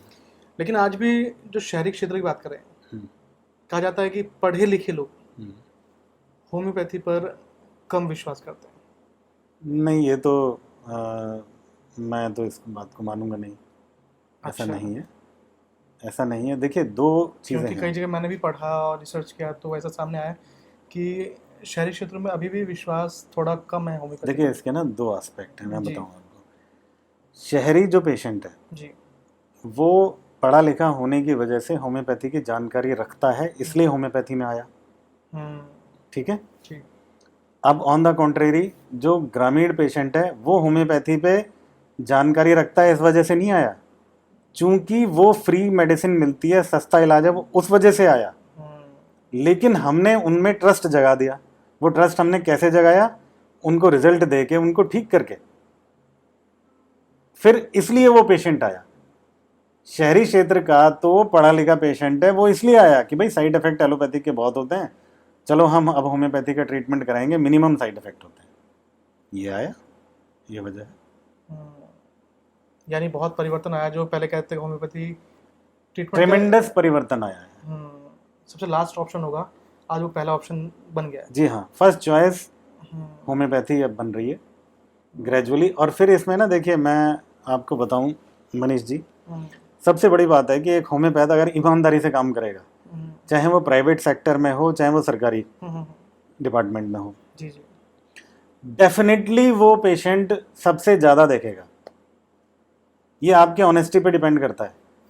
आप, क्योंकि ये ना एक slow and steady wins the race, homeopathy में वो सिद्धांत लागू होता है। होम्योपैथी में आप बैठते ही एक्सपेक्ट करने लग जाएं कि भाई आप पता नहीं क्या कर डालेंगे, ऐसा नहीं होता। आप थोड़ा पेशेंस रखेंगे, आप लोगों को ठीक करके दिखाएं ना, लोग आते हैं। क्या होम्योपैथी का कोई साइड इफेक्ट भी होता है? देखिए, होम्योपैथी के साइड इफ़ेक्ट डेफिनेटली होते हैं। ऐसे एलोपैथी में देखने को मिला है कि कई बार बॉडी को बहुत हार्म कर देता है। हाँ, होम्योपैथी में भी ऐसा होता है, लेकिन उसको अगर समय रहते, अगर उसका थोड़ा सा हम ऑब्जर्व करें, उसको ठीक किया जा सकता है। किस तरह के साइड इफेक्ट्स होते हैं? साइड इफ़ेक्ट इस तरह के होते हैं जैसे जो मेडिसिन के लक्षण होते हैं, वही जो है मेडिसिन जो है अपना वो करने लग जाती हैं, नुकसान करने लग जाती हैं। और वो भी तब होता है जब कुछ लोग क्या करते हैं कि बिना किसी डॉक्टर के कंसल्ट किए हुए, कहीं फेसबुक पे देख लिया कहीं से, या किसी न्यूज़पेपर में देख लिया, या कहीं XYZ कहीं देख लिया, और जाके खरीद के मेडिसिन खाना शुरू कर देते हैं। हाँ, ना उनको ये पता है, खुद ही कोशिश करते हैं खुद ही इलाज कर लें। सेल्फ मेडिकेशन जिसे कहते हैं। सेल्फ मेडिकेशन तो बहुत ही हार्मफुल है, चाहे वो एलोपैथिक के माध्यम से हो, चाहे होम्योपैथी के माध्यम से हो, इवन चाहे आयुर्वेद के माध्यम से हो। जी जी। First you should consult a doctor. भाई होम्योपैथी खानी है तो होम्योपैथ को कंसल्ट करिए, एलोपैथी खानी है तो एलोपैथी को करिए, ये होता है। तो आपके करियर में कोई एक ऐसा केस बताइए कि कोई मरीज ऐसा एलोपैथी से परेशान होकर आपके पास आया हो, और कोई ऐसी गंभीर बीमारी का आप जिक्र कीजिएगा जिसमें आपने ठीक किया हो और आपको बहुत संतुष्टि मिली हो। देखिए, मैं आपको एक छोटा सा एग्जांपल देता हूँ जी। एक बार क्या हुआ कि मेरी वहाँ डिस्पेंसरी पे एक बहुत ही गरीब व्यक्ति आता था। वो गरीब व्यक्ति एक पर्चा लेके आता था किसी का, और मेरा वहाँ पे जो स्टाफ था जी जी। उससे कह के कि भैया ये दवाई, मेरा इलाज चलता है, क्या मुझे ये दवा मिल जाएगी यहाँ से सरकारी अस्पताल से? तो वो दवा दे देते थे उसको कि भाई चलो। अब जो है, और अच्छा, हम भी उसमें इंटरफेयर नहीं करते थे। उसका पर्चा बना के, 1 रुपये का वहाँ पर्चा बनता था, वो बना के, क्योंकि उसका ट्रस्ट था उस मेडिसिन पे, तो हम भी ज़्यादा इंटरफेयर नहीं करते थे, उसको दे देते थे, वो ले जाता। आता रहा वो। पर एक दिन क्या हुआ कि मेरा जो स्टाफ था उसने मुझे बताया कि सर ये तो, इसकी बड़ी बुरी हालत हो रही है, और ये ऐसे ऐसे पता नहीं किसका प्रिस्क्रिप्शन है, और आप इसको थोड़ा देखो। मैंने कहा ठीक है भाई, आज इसका हम फिर उसको बुलाया हमने अंदर, फिर मैंने उसकी काउंसलिंग करी। मैंने कहा भाई देखो, ये अब ट्रीटमेंट तुम यहाँ के हिसाब से लो। फॉर सेक ऑफ ह्यूमैनिटी हम मेडिसिन देते रहे, आपके ट्रस्ट पे देते रहे, क्योंकि इसमें ट्रस्ट इंपॉर्टेंट है। जी। तो जब मैंने उससे बात करना शुरू किया तो वो एक तो रिक्शा पुलर था, वो अच्छा। ही वॉज रिक्शा पुलर, और वो बहुत ही गरीब व्यक्ति था, और एक हमारे इसमें स्किन डिजीज़ होती है एक्जिमा, एक अच्छा। वीपिंग एक्जिमा था उसे, और लोग ना जब आता था वो उठ के इधर उधर चले जाते थे, इतना मतलब ख़राब कंडीशन में यही था वो। डरता था कि कहीं लोगों को ना हो जाए। मतलब लोग क्या- डरते थे कि कहीं अच्छा, लोग हमें डरते हो ना थे। जाए। हाँ, और परिवार ने उसे घर से निकाल दिया था, उसको ये बोल दिया था भाई तुझे कोढ़ हो गया, लेप्रोसी, अच्छा। कि तुझे कोढ़ हो गया भाई, अब तेरा हमारे घर में कोई जगह नहीं है। उस व्यक्ति का मैंने ट्रीटमेंट किया।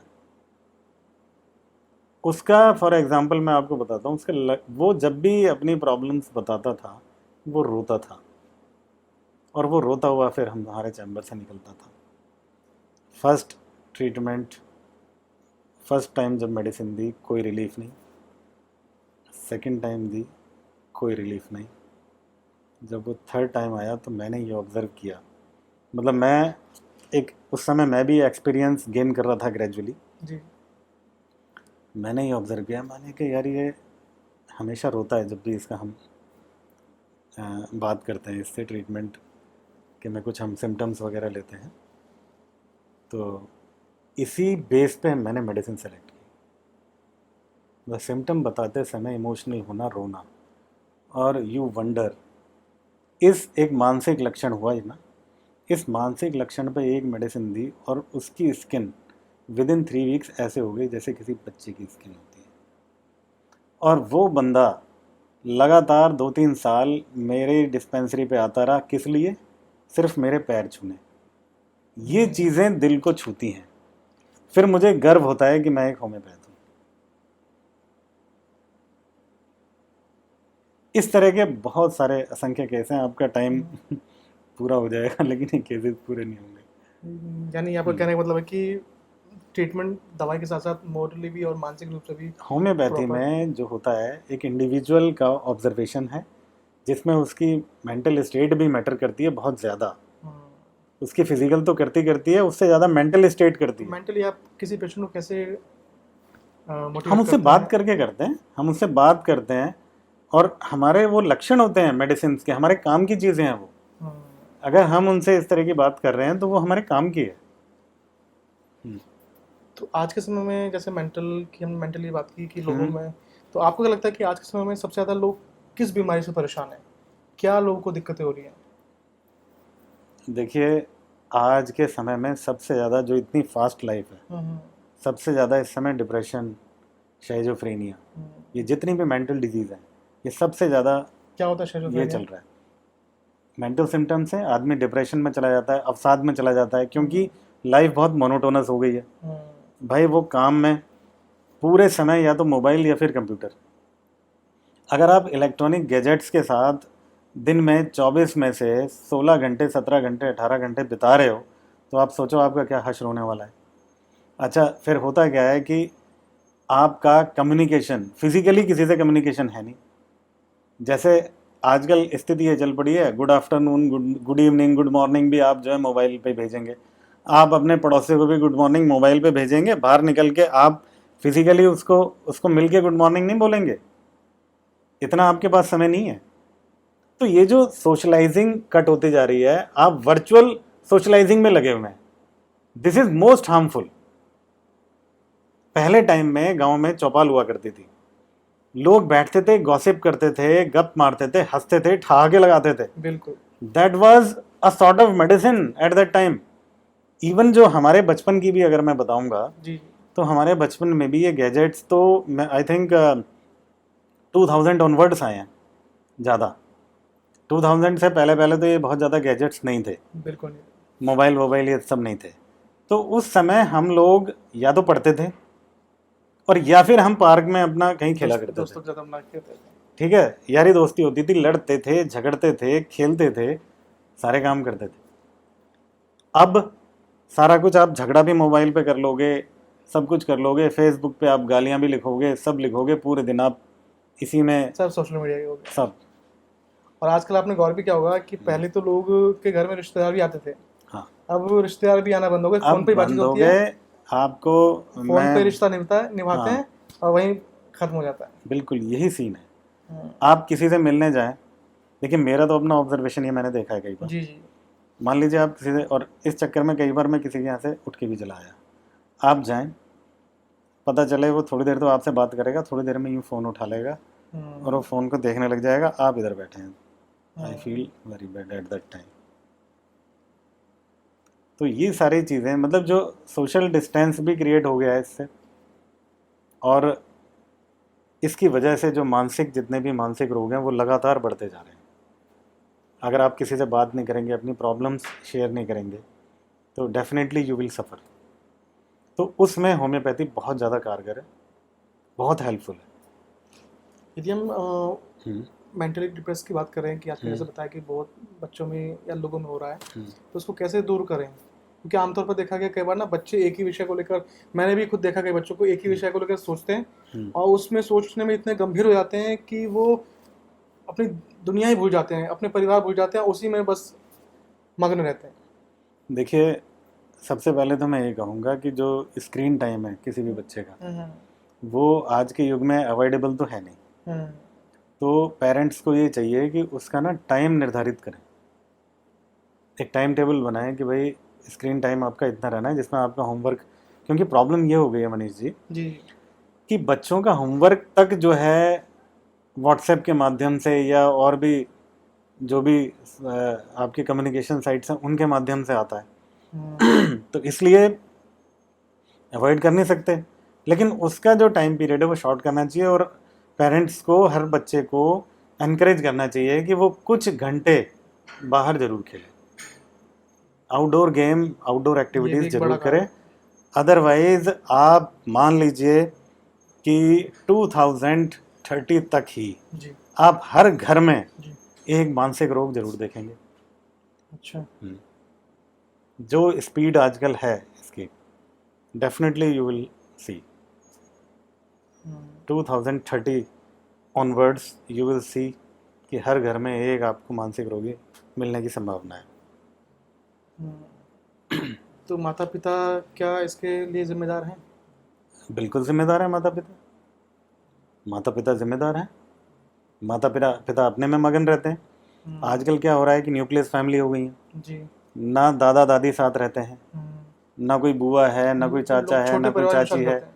न्यूक्लियस फैमिलीज हो गई हैं, पेरेंट्स दोनों वर्किंग हैं, दोनों वर्किंग पेरेंट्स हैं। बच्चा 1 साल का भी नहीं होता उसके हाथ में मोबाइल दे देते हैं। गलती तो अपनी है।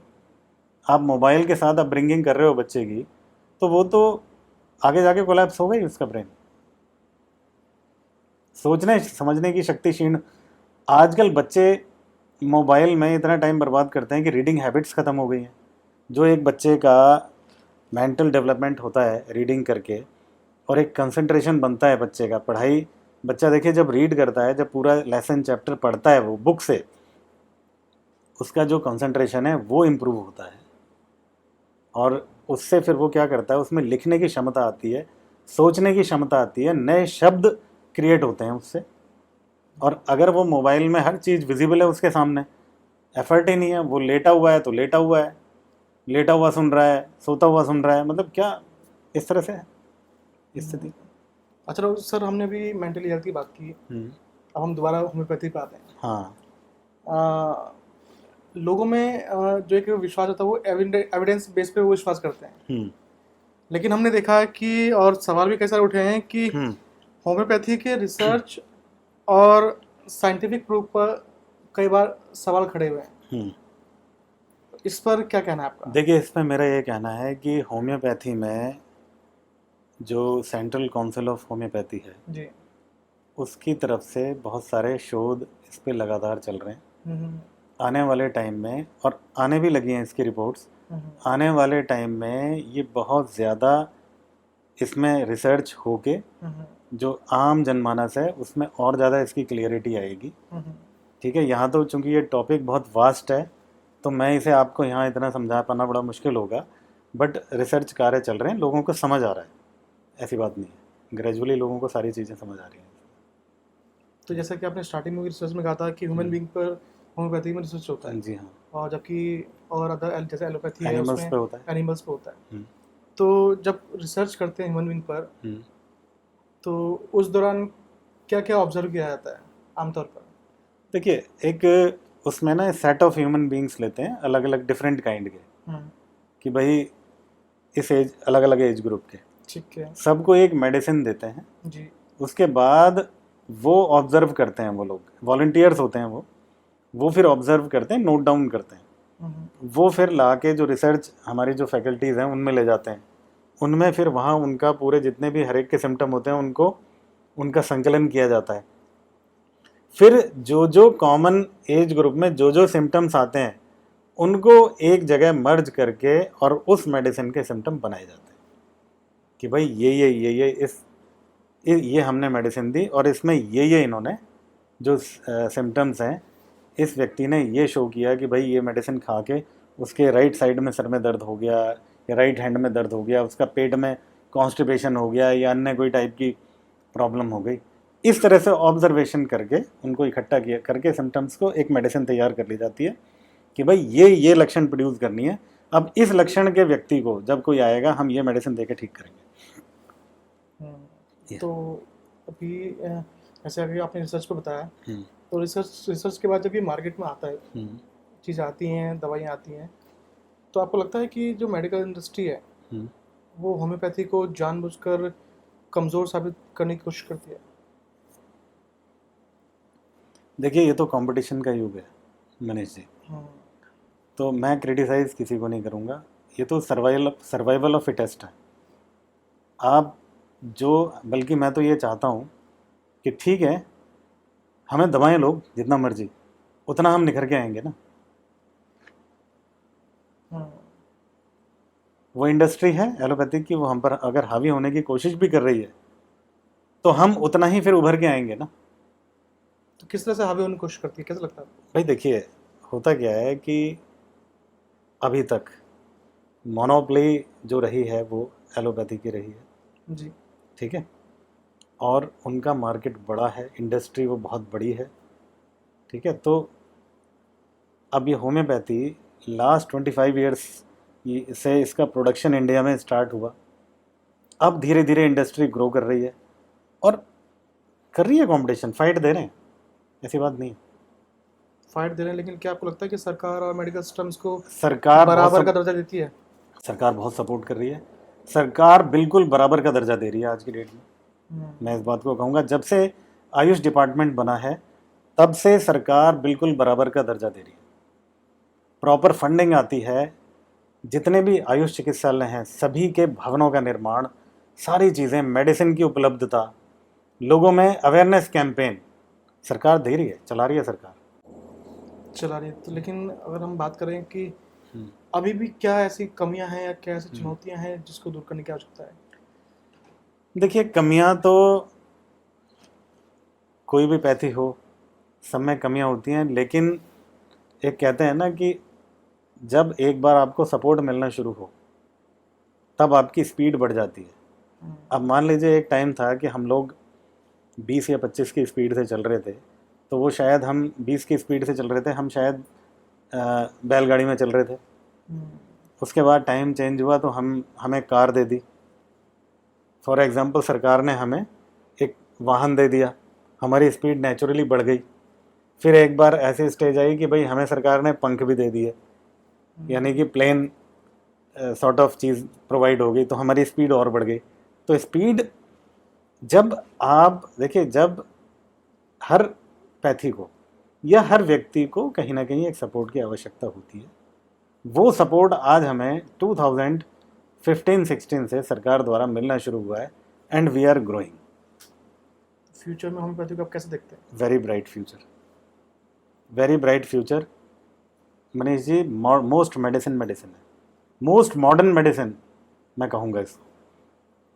कोई भी मेडिसिन मानसिक लक्षणों को इतना कवर नहीं करती जितना ये होम्योपैथी करती है।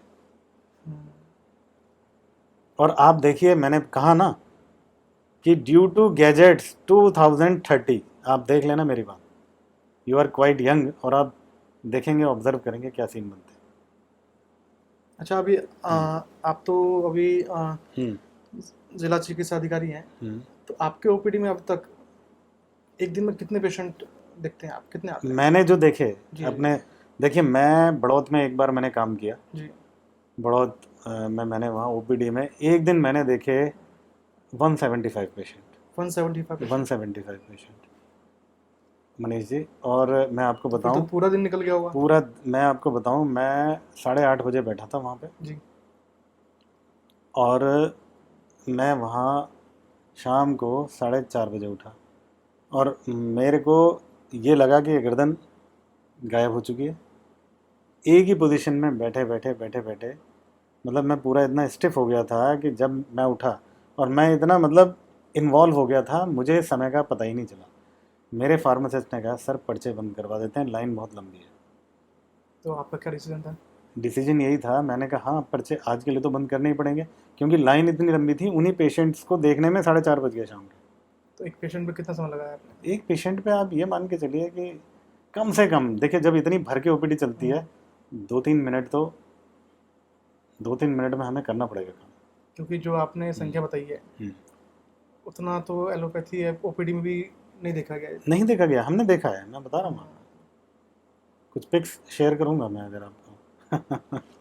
तो आपके करियर में हाँ कोई ऐसा ट्रीटमेंट, कोई ऐसा इलाज हाँ हाँ। जिससे करने के बाद आपको लगा हो, वैसे तो सभी इलाज करने के बाद आपको खुशी मिलती है, संतुष्टि मिलती है, हम्म। कोई ऐसा इलाज जो बहुत ही चुनौतीपूर्ण हो मैं और बताता हूँ। जिसे करने का, क्योंकि आमतौर पर पेशेंट देखता है, मान लो कोई गंभीर बीमारी है, उसे हम्म, लगता है कि समय बहुत लगेगा इसे ठीक होने में। हम्म, आमतौर पर गंभीर बीमारी में समय लगता भी है, हम्म, और होम्योपैथी पर जैसा कि आरोप लगता भी है हम्म। कि बहुत समय लगाता है। तो ऐसा कोई बीमारी का इलाज जिससे करने के बाद आपको बहुत ही संतुष्टि, रिलैक्स मिला हो कि हाँ ये मेरे लिए चुनौतीपूर्ण था और मैंने इसको कर दिखाया? हाँ बिल्कुल, मैं एक आपको केस बताता हूँ। एक बहुत बुज़ुर्ग महिला थी, और उनके कोई रिलेटिव हम्म, मेरे पास एक फ़ाइल लेके आते हैं, और इतनी मोटी फाइल हो रही थी वो, जी। कई पन्नों की। कहा कि जी ये हमारे रिलेटिव हैं, क्या बीमारी थी? और वो मैं आ रहा हूँ अभी उसी पे। इतनी मोटी फाइल थी कि जी ये फाइल है, और ये करीब 20 दिन से हॉस्पिटल में एडमिट है। मैं नाम हॉस्पिटल का नहीं बताऊंगा, वहाँ हॉस्पिटल में एडमिट हैं, और कभी वो बता देते हैं कि इनको कैंसर हो गया, हम्म। कभी कुछ बता देते हैं, कभी कुछ बता देते हैं, और हम अच्छा, डिफरेंट डिफरेंट बीमारी डिफरेंट बताते हैं। डिफरेंट। तो हम तंग आ चुके हैं, हम्म, और 3 हफ्ते हो गए हैं, और हम्म। वो अभी उनको होश नहीं है। She is in sort of coma. अच्छा। तो अब बताओ आप क्या कर सकते हो इसमें। हम्म, मैंने कहा देखिए जी, मैं इसमें तब कुछ कर सकता हूँ जब आप उनको घर ले आओ, मैं हॉस्पिटल में कुछ नहीं कर सकता। अगर कुछ हो गया तो ब्लेम एंटायरली ऑन होम्योपैथी आता, जी जी। चाहे वो अपने हिसाब से होता जो वो एक्सपेरिमेंट्स कर रहे हैं उनके ऊपर। तो उन्हें मेरे ऊपर ट्रस्ट था, उन्होंने मेरी बात मानी। मैंने सिर्फ उनको ये बोला कि आप एक नर्स रखना है, और आप इनको घर ले आओ। वो घर ले आए। उस नर्सिंग होम के एडमिनिस्ट्रेशन ने उनको ये बोला था आप इन्हें ले तो जा रहे हैं घर, within 3 days she will die, अच्छा। कि 3 दिन में इनकी डेथ हो जाएगी, आप देख लेना। तो उन्होंने कहा कि ठीक है जी, ईश्वर का नाम लेके हम तो जा रहे हैं, अब भी डेथ सी है, अब क्या करेंगे। The lady was at that time 75 years old. अच्छा। ठीक है, काफ़ी 75 बुजुर्ग थे। प्लस ही होंगे हाँ। घर ले आए, एक नर्स रखा, मैं देखने गया उनको। मैंने जो भी उनमें लक्षण ऑब्जर्व किए सब किया, मैंने उनका मेडिकेशन स्टार्ट किया। उसके बाद नेक्स्ट डे मैं फिर उनको देखने गया।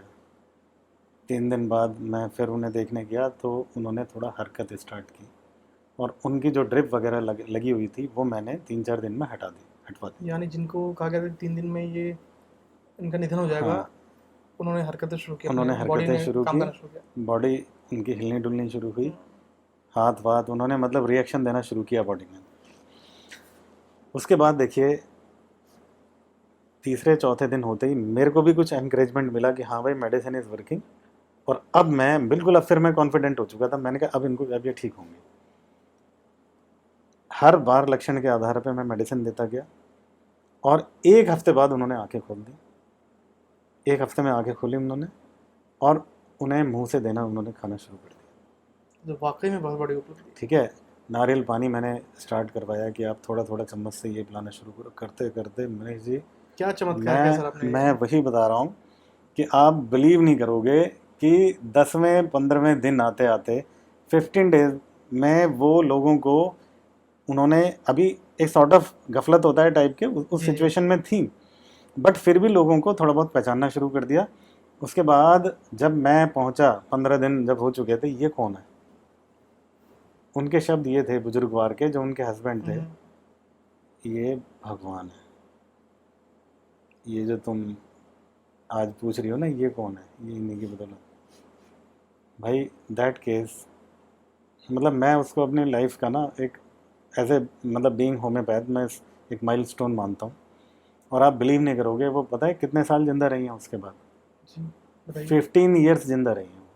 अच्छा 90 के आसपास। अभी उनकी रिसेंटली डेथ हुई है, करीब 3-4 साल पहले। अच्छा। जी हाँ, मतलब 90 years healthy life, husband wife दोनों बेचारे, हस्बैंड भी 90 के आसपास के हुए, हस्बैंड की शायद अभी हस्बैंड की अभी जल्दी में हुई है, उनकी उनसे 1-2 साल पहले हुई है। मतलब बोथ जो है वो 90 ईयर्स में आ गए थे पूरा दोनों। जीवन जी के अपना। पूरा जीवन, भरपूर जीवन, हम्म। जो कि ये कह दिया गया था। और उसके बाद जो पेशेंट्स उन्होंने भेजे हैं हमारी ओपीडी में, मतलब फॉरेन से भी पेशेंट आए फिर मेरे पास। ये तो उनके लिए एक तरह का वरदान हो गया ना कि वरदान हो गया। जो मौत के मुंह चले गई थी वापस वो आई। उनकी सगी भतीजी वॉज इन दैट हॉस्पिटल, वो तक ये कह रही थी कि जी ले जा रहे हो ताई जी को, लेकिन ताई जी, अच्छा। हाँ, जो वहाँ के जो इस अपार्टमेंट में वो लोग रहते थे, उस अपार्टमेंट के लोग ये कह रहे थे हम तो इनकी डेड बॉडी का वेट कर रहे थे। यानी सारे लोग उम्मीद छोड़ चुके थे कि अब सब खत्म। उनका जीवन यही समाप्त हो हाँ। जाएगा। इस तरह के मैंने मिलते जुलते 2 केस मैंने किए, दोनों ओल्ड लेडी थी। एक और मैंने इसी तरह का केस किया था, और ईश्वर की कृपा या कुछ भी समझे, मेडिसिन का चमत्कार, दोनों ठीक हो गए और खूब लंबी लाइफ लीड की उन्होंने। मैं पूछता रहता था वो परिवार, उन्होंने मुझे चेक काट के ब्लैंक चेक रख दिया कि इसमें अमाउंट भर लो आप। तो आपने भरा। मैंने नहीं भरा मैं तो सरकारी नौकर हूँ अच्छा। मुझे सरकार तनख्वाह दे देती है नहीं ये वाकई में अपने आप में बहुत बड़ी उपलब्धि है। बिल्कुल, तो ये है। तो आपने जो ये केसेस बताए हैं, वैसे तो आमतौर पर और भी केसेस सामने आए होंगे, लेकिन क्या आपको लगता है कि यदि हम अभी तक तो हम बात करते हैं अपने देश की, हाँ, अगर हम अन्य देशों की तुलना अगर भारत से करें तो क्या लगता है आपको कि होम्योपैथी को उतनी वैश्विक पहचान नहीं मिली जितनी मिलनी चाहिए? नहीं ये बात आपकी ठीक है। वैश्विक स्तर पे, चूंकि देखिए भारत जो है हाईली पॉपुलेटेड कंट्री है, तो ज़्यादा सघन पॉपुलेशन होने की वजह से, अच्छा, और अब तो मैं हिंदुस्तान को गरीब कंट्री नहीं मानता, बट जब ये होम्योपैथी अंग्रेज़ लोग ही लाए थे जर्मनी से, बेसिकली इंडियन पैथी तो है नहीं है, ये जर्मन पैथी है, तो इसको अंग्रेज़ लोग लाए थे अपने गुलामों के ट्रीटमेंट के लिए। अच्छा। क्योंकि सस्ता पड़ता था। ये तो बहुत कम लोग जानते हैं। जी हाँ, सस्ता पड़ता था, लेकिन उसके बाद होम्योपैथी ने ऐसी जड़ जमाई इंडिया में कि आज विदेशों से लोग यहाँ ट्रीटमेंट कराने आते हैं। होम्योपैथी का भी, आयुर्वेद का तो आते ही आते हैं, होम्योपैथी का विदेशों से लोग ट्रीटमेंट कराने आते हैं।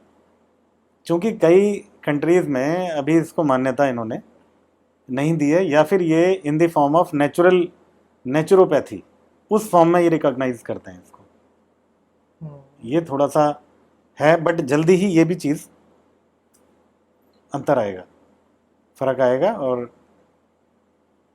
ये आप देखिएगा, क्योंकि अब होम्योपैथी को गवर्नमेंट ने सपोर्ट करना शुरू किया है। एक्चुअली एक अलग डिपार्टमेंट बना दिया है जिसमें आयुष, आपने सुना ही होगा, आयुर्वेदा, योगा, जी जी, यूनानी, सिद्ध, इवन सिद्ध जो हमारे पुरानी एंशिएंट झाड़ फूंक और ये सब हुआ करती थी, है ना, उस तक को शामिल किया है। वो भी अपनी जगह उसकी इम्पोर्टेंस थी। और होम्योपैथी पहले तो बहुत लोग कराते थे। हाँ भाई, एनर्जी होती थी लोगों में, लोग एनर्जी चैनलाइज करके लोगों को ठीक करते थे। हम पुराने ज़माने में सुनते थे ना कि भाई उसने ऐसे माथे पे हाथ लगाया और उसका दर्द ठीक हो गया, तो दैट वाज एनर्जी, एक यूनिवर्स की एनर्जी। कुछ लोगों को प्रैक्टिस हो जाती है, एक क्योंकि क्षमता आप जो उनमें। बात कह रहे हैं कि वो जो झाड़ फूक और जो माथे पे जो हाथ लगाते हाँ, थे, लेकिन कई लोग उसको वहम मानते हैं देखिए वहम, कि कई बार बोलते हैं कि बाबा लोग देखिए एक कहावत है, बेवकूफ़ बनाते हैं एक और कहावत है, मानो तो गंगा माँ नहीं तो बहता पानी। हम्म, श्रद्धा, जो वहाँ पे श्रद्धा से जाएगा उसको उसका लाभ भी प्राप्त होगा, और जो उसको एक नदी समझ के जाएगा उसको उस तरह से लाभ प्राप्त होगा। लाभ दोनों को ही प्राप्त होगा। अब किस तरह का लाभ आपको प्राप्त करना है, ये this is up to you, नज़रिया आपका है ये है। अच्छा सर, हम्म, अभी तक तो हमने बात की सरकारी अस्पतालों की। हम्म, भारत में प्राइवेट हॉस्पिटल्स होम्योपैथी के हैं क्या? या बिल्कुल है। हैं तो किस तरह का एक उसमें व्यवहारिक ट्रीटमेंट होता है और किस तरह का एक लोगों में मतलब उसका स्तर क्या है देखिए अब, एलोपैथी के मुकाबले? हाँ मैं वही बता रहा हूँ, अब काफ़ी समय से डिग्री कोर्स है और हम्म, नीट के माध्यम से बच्चे सेलेक्ट होते हैं। नीट एक कॉमन एग्ज़ाम होता है, जी जी एंट्रेंस एग्ज़ाम जी जी। इनके लिए अपना मेडिकल फील्ड में, तो उसी के माध्यम से सिलेक्शन होता है। तो बच्चों में कैलिबर में बहुत ज़्यादा डिफरेंस नहीं रहा कि जो BHMS कर रहा है या BAMS कर रहा है या MBBS कर रहा है, उन बच्चों के कैलिबर में अब बहुत ज़्यादा डिफरेंस नहीं है। तो अगर कोई बच्चा तरीके से, लेकिन होम्योपैथी के सिद्धांतों के अनुरूप अगर इस फील्ड में काम करेगा तो निश्चित ही वो सफल होगा। क्योंकि आजकल आज के दौर में भी लोगों को कम पता है या आश्चर्य जाते हैं कि होम्योपैथी का भी प्राइवेट हॉस्पिटल्स होते हैं। देखिए प्राइवेट हॉस्पिटल्स, अब हॉस्पिटल्स भी बनने लगे हैं, इससे पहले क्लिनिक्स तो रहे हैं काफ़ी समय से, प्राइवेट क्लिनिक्स चलाते हैं। अब तो लोगों ने, मतलब आप बिलीव नहीं करेंगे, 3-5 हज़ार रुपये कंसल्टेंसी है होम्योपैथ्स की, एलोपैथिक के से भी ज़्यादा कई बार। तो ऐसा नहीं है, प्राइवेट सेक्टर में होम्योपैथी बहुत अच्छा कर रही है, बशर्ते वो लोग जो अपने सिद्धांतों पे काम करें, ना कि इनके माध्यम से कि भाई पेटेंट दे रहे हैं। आजकल मार्केट में तरह तरह के पेटेंट उपलब्ध हो रहे हैं, उनको लोग उनका सहारा लेने लग जाते हैं ट्रीटमेंट में। तो उससे क्या होता है कि जो होम्योपैथी का जो एक कोर है, जो होम्योपैथी का जो एक सार है, उस पर इफेक्ट आता है और लोगों में फिर उससे कई बार गलत फहमियाँ भी क्रिएट हो जाती है, मतलब उससे एक छवि जो है ख़राब हो जाती है। तो मैं जितने भी अपने नए होम्योपैथिक डॉक्टर्स हैं, सब हैं, मैं उनसे यही अपील करूँगा कि भाई जो होम्योपैथी के प्रिंसिपल्स हैं उन्हीं उसी दायरे में रह के ट्रीटमेंट करो और सक्सेस होगे।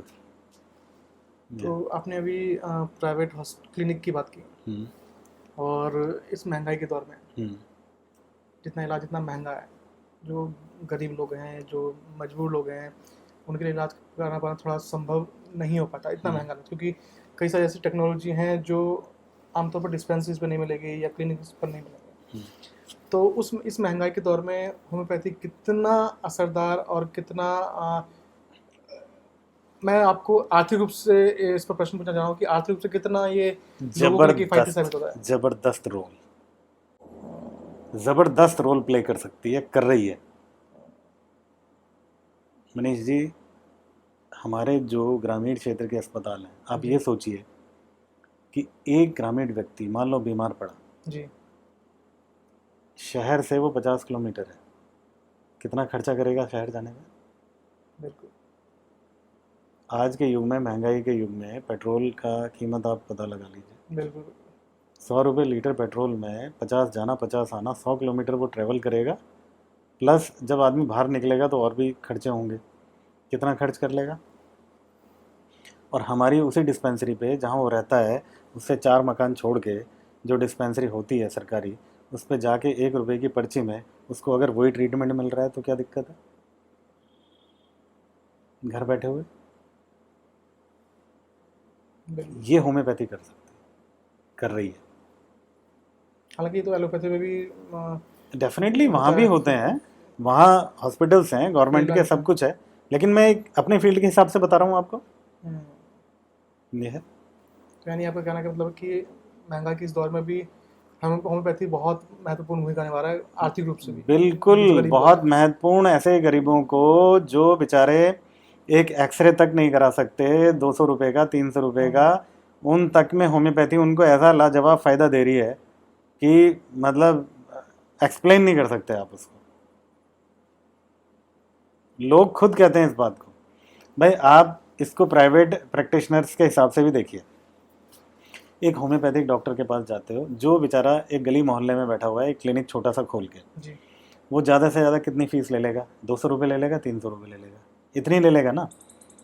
उसमें आपको 1 हफ्ते की वो दवाई भी दे रहा है, उसमें वो आपको सलाह भी दे रहा है, आपकी सारी बातें कच्ची पक्की सारी सुन रहा है, आप उसे 2 बात सुनाने पे भी आमादा, और आपको ठीक भी कर दे रहा है एंड ऑफ द डे।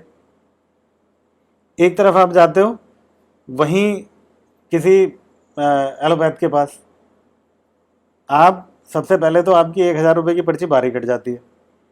उसके बाद हो सकता है कि आवश्यकता पड़े तो आपको 2000 रुपये के टेस्ट लिख दिए जाएं, हैं? जाइए आप, 3000 रुपये ठंडे हो गए आपके। कोई गारंटी नहीं कि वो ठीक हो पाएगा, तब भी गारंटी है? मेडिकल साइंस में देयर इज़ नो गारंटी। अच्छा, अरे क्या गारंटी है बताइए आप? ह्यूमन बॉडी है, किस तरह से बिहेव करे दवा के प्रति। लेकिन लोग तो इसी उम्मीद में आ रहे हैं ना कि हम बेहतर हो ट्रस्ट जाएं, में चले आते जाएं। हैं, मैं ट्रस्ट में। वही कह रहा हूँ ना। तो नहीं, मेरी बात आप क्योंकि उसका आप अर्थ नहीं समझे। नहीं, क्योंकि आप एक बड़ी बात कह रहे हैं कि ठीक है गारंटी नहीं है, हम्म। लेकिन लोग तो इसी उम्मीद में आते हैं ना कि मैं बिल्कुल ठीक हो जाऊं। बिल्कुल, मैंने ये एक जो फाइनेंशियल एस्पेक्ट के हिसाब से आपको ये एक्सप्लेन किया। आप उधर 3-3.5 रुपये खर्च कर रहे हो सेम प्रॉब्लम के लिए, और इधर सस्ते में हो जाता हाँ। हमने ये भी देखा है अपनी वहाँ पे डिस्पेंसरीज पे कि एक ही घर में मान लीजिए 5-6 सदस्य हैं, सेम बीमारी का कुछ एलोपैथिक ट्रीटमेंट कर रहे हैं, कुछ होम्योपैथिक कर रहे हैं। होम्योपैथी वाले जल्दी रिकवर हो गए, एलोपैथिक वाले देर से रिकवर हुए और बाद में तमाम तरह के कॉम्प्लिकेशंस और हो गए उनको। ऐसा भी देखा हमने। है। क्योंकि जो आप आरोप लगा रहे हैं इसके बाद तो एलोपैथी वाले भी तो कहेंगे कि होम्योपैथी ट्रीटमेंट लेट करते हैं, धीरे करता है। देखिए, वो उनका अपना पॉइंट ऑफ व्यू डिफरेंट है। तो वो उसको आप कैसे हैंडल करते हैं, सब चीज़ जैसे ये जब उसको चीज़ें लगती हैं, उसको हम करके दिखाते हैं ना। फिर भाई आपको साक्ष्य ही तो देना पड़ेगा, किसी चीज़ को प्रूव आप कैसे करोगे? प्रूफ देना पड़ेगा ना उसका। बिल्कुल। तो मैं यही तो बता रहा हूँ आपको। एक ही घर से मान लीजिए आपको खांसी हुई, मनीष जी को, मनीष जी के ब्रदर को खांसी हुई, आप मेरे से मेडिसिन खा रहे हो और आपके जो ब्रदर हैं वो बाहर से खा रहे हैं, एलोपैथिक से खा रहे हैं। आपकी खांसी ठीक हो गई, उनकी खांसी ठीक नहीं हुई, हो गई ना प्रूविंग। अब आगे से जब आप अपने ब्रदर को कहोगे यार मैं तो ठीक हो गया, तो वो क्या कहेगा अगले बार से कि यार मेरे को भी वहीं ले चलो। बिल्कुल। इस तरह से होता है। सर एक जनरली क्वेश्चन है, ये मैं अपने ऊपर भी अमल करता हूँ और जो आम लोग भी अमल करते हैं कि आमतौर पर मान लीजिए हमें बुखार हुआ या कोई नॉर्मल बीमारी हुई, हम जाते हैं नज़दीकी स्थानीय जो एलोपैथी डॉक्टर है उनके पास गए, उनसे मेडिसिन ली और 2-3 दिन हमने खाई, हमें ऐसा लगता है कि हम ठीक हो गए और ऐसा फील होता है कि हम अब पहले से बेहतर है, जो हमें बीमारी थी वो दूर हो गई। लेकिन कई बार हमने अक्सर देखा है कि 5-6 दिन बाद या 7-8 दिन बाद फिर से हमें दिक्कतें साबित होने लगती हैं। तो ऐसी परिस्थिति में क्योंकि हम आमतौर पर दिक्कत होने के बाद फिर डॉक्टर के पास जाते हैं, एलोपैथी डॉक्टर के पास ही जाते हैं आमतौर पर कि सर हमें फिर से ये दिक्कतें होने लगी। अगर ये सिचुएशन होम्योपैथी में आए तो उसको आप कैसे ट्रीट करते हैं और कैसे आगे फ्यूचर में, जैसे मैंने बताया कि ठीक हो, हमें फील होता ठीक हो गए लेकिन फिर दोबारा हो जाता है। देखिए मनीष जी, दोबारा क्रिएट ना हो, ऐसी सिचुएशन होम्योपैथी में आती ही नहीं है। अब कैसे जी आप फॉर एग्जांपल जी आप एलोपैथिक में गए ट्रीटमेंट के लिए जी और एक कोई बी पेशेंट हमारे पास आया सेम प्रॉब्लम के लिए, फीवर कोल्ड कफ जो वेदर के हिसाब से चल रहे हैं। एलोपैथिक में आप गए, एलोपैथिक में जब आप जाते हो तो इतनी हार्ड एंटीबायोटिक्स और मेडिसिन दे के एंटीपायरेटिक वगैरह कि वो सप्रेशन कर दिया आपकी प्रॉब्लम। एक्चुअली क्या होता है, देखिए जब वेदर चेंज होता है तो आपका इम्यूनिटी सिस्टम सक्रिय होता है। वो इम्यूनिटी सिस्टम आपको उस वेदर में ढालने के लिए प्रिपेयर करता है, इसलिए आपको ये लक्षण आते हैं, फीवर कोल्ड कफ, ठीक है। अब आपने उसको ट्रीटमेंट कराया, आपने उसको ज़बरदस्ती दबा दिया, ठीक है। उस समय तो आपको लगा कि आप ठीक हो गए, 4 दिन बाद फिर वो इम्यूनिटी सिस्टम जोर मारता है, बॉडी का जो नेचुरल इम्यूनिटी सिस्टम है वो फिर आपको वही लक्षण लाएगा। होम्योपैथी में ऑन द कॉन्ट्रेरी हम क्या करते हैं, मेडिसिन दी मेडिसिन हमारी आपको शुरू से इस तरह से ट्रीट करेगी कि वो पैलिएशन इतना एग्रेसिव पैलिएशन नहीं करेगी, वो पैलिएशन करती ही नहीं है पहले तो। मेडिसिन आपको लक्षण आपके धीरे धीरे सुधारेगी। हो सकता है कि आपको 2 दिन की जगह 3 दिन लग जाए ठीक होने में, नॉर्मल होने में, बट वो 3 दिन में आपको ऐसा नॉर्मल करेगी कि उसका रिलैप्स होने का चांस होता ही नहीं, फ्यूचर में कोई दिक्कत शून्य नहीं। है। ये डिफरेंस है। इसके अलावा अगर हम बच्चों की बात करें तो अगर बच्चों, क्योंकि आमतौर पर हम देखा है कि छोटे बच्चे ज़्यादा बीमार पड़ते हैं, ज़्यादा उनको नॉर्मली जुकाम या वायरल फीवर या आमतौर पर ये समस्याएं देखने को मिलती है। बच्चों के लिए शुरुआत में कैसे होम्योपैथी कारगर साबित होता है? देखिए, बच्चों का शरीर, अगर उनको शुरू से ही इलाज दिया जाए तो बच्चों का शरीर ऐसा निर्मल होता है जैसे गौमुख से जो गंगा निकलती है, जो वो जल होता है, ऐसा निर्मल शरीर है। आप आम तौर पे देखने में आता है कि इतने छोटे छोटे बच्चों को पेरेंट्स बिल्कुल दवाई का एक थैला बना के रख देते हैं। इसमें आप ये देखिए, होम्योपैथी में इतनी कारगर मेडिसिन है, बच्चे के पैदा होने के बाद से ही कभी भी किसी भी उम्र के बच्चे को, 10 दिन के बच्चे को, 20 दिन के बच्चे को, महीने भर के बच्चे को, 1 साल के बच्चे को दी जा सकती है। और जितनी बार मेडिसिन वो बच्चा लेगा उसकी इम्यूनिटी डेवलप होगी, उसकी नेचुरल इम्यूनिटी उतनी ही स्ट्रांग होती जाएगी। और आप देख लेना, जिस परिवार के बच्चे होम्योपैथी खा रहे हैं उनके बीमार होने की फ्रीक्वेंसी आप ऑब्जर्व कर लेना, और जिस परिवार के बच्चे एलोपैथी खा रहे हैं उनकी फ्रीक्वेंसी ऑब्जर्व कर लेना। यू वंडर, हमारे डिस्पेंसरीज पे ऐसे ऐसे लोग आते हैं जो आज भी ये कहते हैं कि जी जब से यहाँ आना शुरू किया है तब से केवल सीजन में ही आते हैं 1-2 बार, बच्चे बीमार होना ही बंद हो गए। ये डिफरेंस है। होम्योपैथी की मेडिसिन जब भी, एक मैं एडल्ट्स की भी बात कर रहा हूँ, जी जी जो भी एडल्ट होम्योपैथी मेडिसिन खाएगा तो उसमें नेचुरल इम्यूनिटी डेवलप होती जाएगी, उसकी बीमार होने की फ्रीक्वेंसी ऑटोमेटिकली कम होती जाएगी। हर मेडिसिन इम्यूनिटी बूस्टर का काम करती है। यानी शुरुआत से लिया जाए तो उसको फिर फ्यूचर में कभी दिक्कतें नहीं होंगी। देखिए, शुरुआत से मैंने क्या कहा, बच्चों का शरीर कितना निर्मल है। जी जी आपने अगर तब से ही देना स्टार्ट किया तो वो बच्चे इतना हेल्दी इंडिविजुअल रहेंगे कि वो आसानी से कोई कभी बीमार नहीं होंगे, और उनके ऊपर होम्योपैथी की मेडिसिन भी बिल्कुल चमत्कारिक असर करेगी हमेशा, पूरी उम्र। आपको मैं ये बता देता हूँ। सर, अभी तक हमने बात की होम्योपैथी के असरदार इलाज की, कि चाहे बच्चों की बात हो, चाहे बड़ों की बात हो, या अन्य मरीजों की बात हो। लेकिन जब एक डॉक्टर जो दूसरों का इलाज करता है खुद बीमार पड़ता है या कोई एक्यूट उनको बीमारी हो जाती है, तो कैसे वो खुद ट्रीटमेंट करता है, कैसे वो अब उन दवाइयों को कैसे चयन करता है कि खुद की बीमारी को भी ठीक कर सके? देखिए मनीष जी, डॉक्टर दुनिया के सबसे ख़राब पेशेंट होते हैं। अच्छा, कैसे? डॉक्टर बीमार पड़ा तो सबसे पहले तो वो वही इम्पेशेंट होता है। अगर अब आप कह रहे हो कि कैसे इलाज करता है, जी। क्योंकि वही पेशेंस नहीं होता ना, तो सबसे वर्स पेशेंट डॉक्टर ही है। तो इसका भैया यही करते हैं कि भाई तू मेरी कमर खुजा, मैं तेरी खुजाऊं। अच्छा, एक दूसरे का इलाज करते हैं। एक दूसरे का इलाज करते हैं। भाई कोई हमारा साथी है, जी जी भाई यार ये प्रॉब्लम हो रही है, क्या मेडिसिन सजेस्ट करता है? जी जी या मेरे कुछ साथी पूछते हैं भाई ये प्रॉब्लम हो रही है जी, क्या मेडिसिन सजेस्ट करते हो आप? इस तरह से करते हैं हम, एक दूसरे का करते हैं। क्योंकि कई बार आमतौर पर होता है कि हमें खुद मेडिसिन का चयन नहीं हो पाएगा। नहीं हो पाएगा।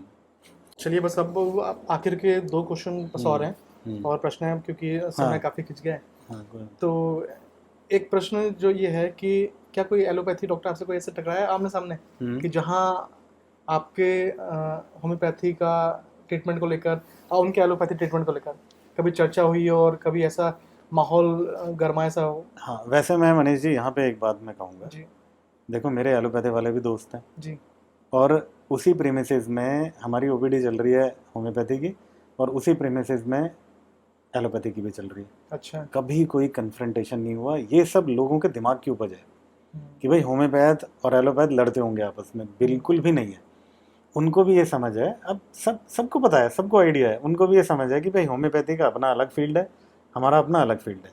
होम्योपैथी का अलग दायरा है, हमारा अलग दायरा है, तो सब अंडरस्टैंड करते हैं। कोई ऐसी कोई कन्फ्रंटेशन वाली बात हुई नहीं। और मैं एक चीज़ बताऊं, सबका ध्येय एक है भाई, मैंने तो यही देखा सरकारी नौकरी में, बिल्कुल। सरकारी डॉक्टर सबका ध्येय एक है कि भाई हमको पेशेंट को किसी तरह ठीक करना है, चाहे वो होम्योपैथी से ठीक हो चाहे एलोपैथिक से ठीक हो, बिल्कुल बिल्कुल। हम पेशेंट को बिना इलाज के नहीं जाने देंगे। और अब तो ऐसा भी होता है कि अगर सेम प्रीमिसेस में है तो वो लोग एलोपैथिक डॉक्टर ही बताते हैं भाई आपको स्किन डिजीज है, इसका बेस्ट इलाज होम्योपैथी में, आप उधर जाओ। कोई लड़ाई झगड़े वाली कोई बात नहीं है, बस सिर्फ ये ऊपरी लोगों बातें के हैं। दिमाग में ये ऊपरी बातें, कॉम्पिटिटिवनेस लोगों के ही दिमाग की उपज है, आम पब्लिक के, अदरवाइज ऐसा नहीं है। तो बस आखिरी प्रश्न हम्म। कि जाते जाते युवाओं को क्या संदेश देना चाहेंगे कि कैसे वो होम्योपैथी में अपना करियर बनाएं हम्म। और कैसे लोगों को अवेयर करें?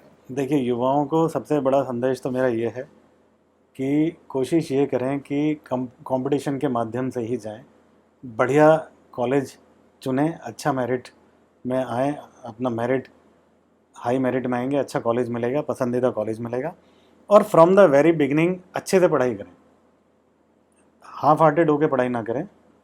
आपको अगर आपको एडमिशन एक बार होम्योपैथी में हो गया तो आप फिर यही मान के चलें कि अब मुझे इसी में ही बेस्ट करना है, अपना बेस्ट देना है। इसको फ्रॉम द वेरी बिगनिंग इसको ठीक से पढ़ें और कभी भी इसके सिद्धांतों से अडिग ना हो। होम्योपैथी के प्रिंसिपल्स पे चलेंगे तो लाइफ में इतना अचीव करेंगे कि उन्होंने कभी ये सोचा भी नहीं होगा। ये मेरा संदेश है। कभी भी शॉर्टकट ना अपनाएं, शॉर्टकट अपनाएंगे दुनिया भर के पेटेंट मार्केट फ्लडेड है पेटेंट से, उनका सहारा लेंगे, कभी सीख नहीं पाएंगे, सिद्धांतों से भटक जाएंगे। एक मतलब उसको कहते हैं ना, एक बनिए की दुकान बन जाएगी क्लिनिक, इससे ज़्यादा कुछ नहीं बनेगा। हो सकता है 2 पैसे फालतू कमा लें, बट वो मन की संतुष्टि संतुष्टि या नहीं मिलेगी। उस मुकाम पे आपको वो कभी नहीं आप पहुंचेंगे जहां आप डिजर्व करते हैं। और अंत में लोगों के लिए क्या संदेश है? लोगों के लिए मेरा संदेश ये है कि देखिए, होम्योपैथी का ट्रीटमेंट सबसे सरल, सुगम और बिना किसी साइड इफ़ेक्ट के है। आपके आसपास आपके क्षेत्र में क्वालिफाइड डॉक्टर होना चाहिए। कोई भी जो भी क्वालिफाइड डॉक्टर बैठा है, आप एक बार इसको फर्स्ट ऑप्शन के तौर पे लेके तो देखें।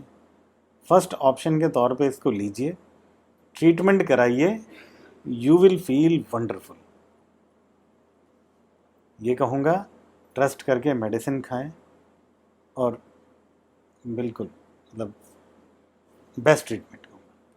सर आपका बहुत बहुत धन्यवाद, आपको धन्यवाद हमारे इस मनीष जी। पॉडकास्ट में आए और हमारे दर्शकों को आपने ऐसी बातें बताई हैं जो जो दर्शकों में भ्रांतियां थी होम्योपैथी को लेकर, कि होम्योपैथी देर से इलाज करता है, समय लेता है, और साथ ही जो ऐसी गंभीर बीमारियां हैं हाँ। उन गंभीर बीमारियों का इलाज इसमें नहीं है, जो लोगों में एक कन्फ्यूज़न था, एक लोगों में जो एक धारणा बनी हुई थी, उस धारणा को दूर किया। तो आपका बहुत बहुत धन्यवाद।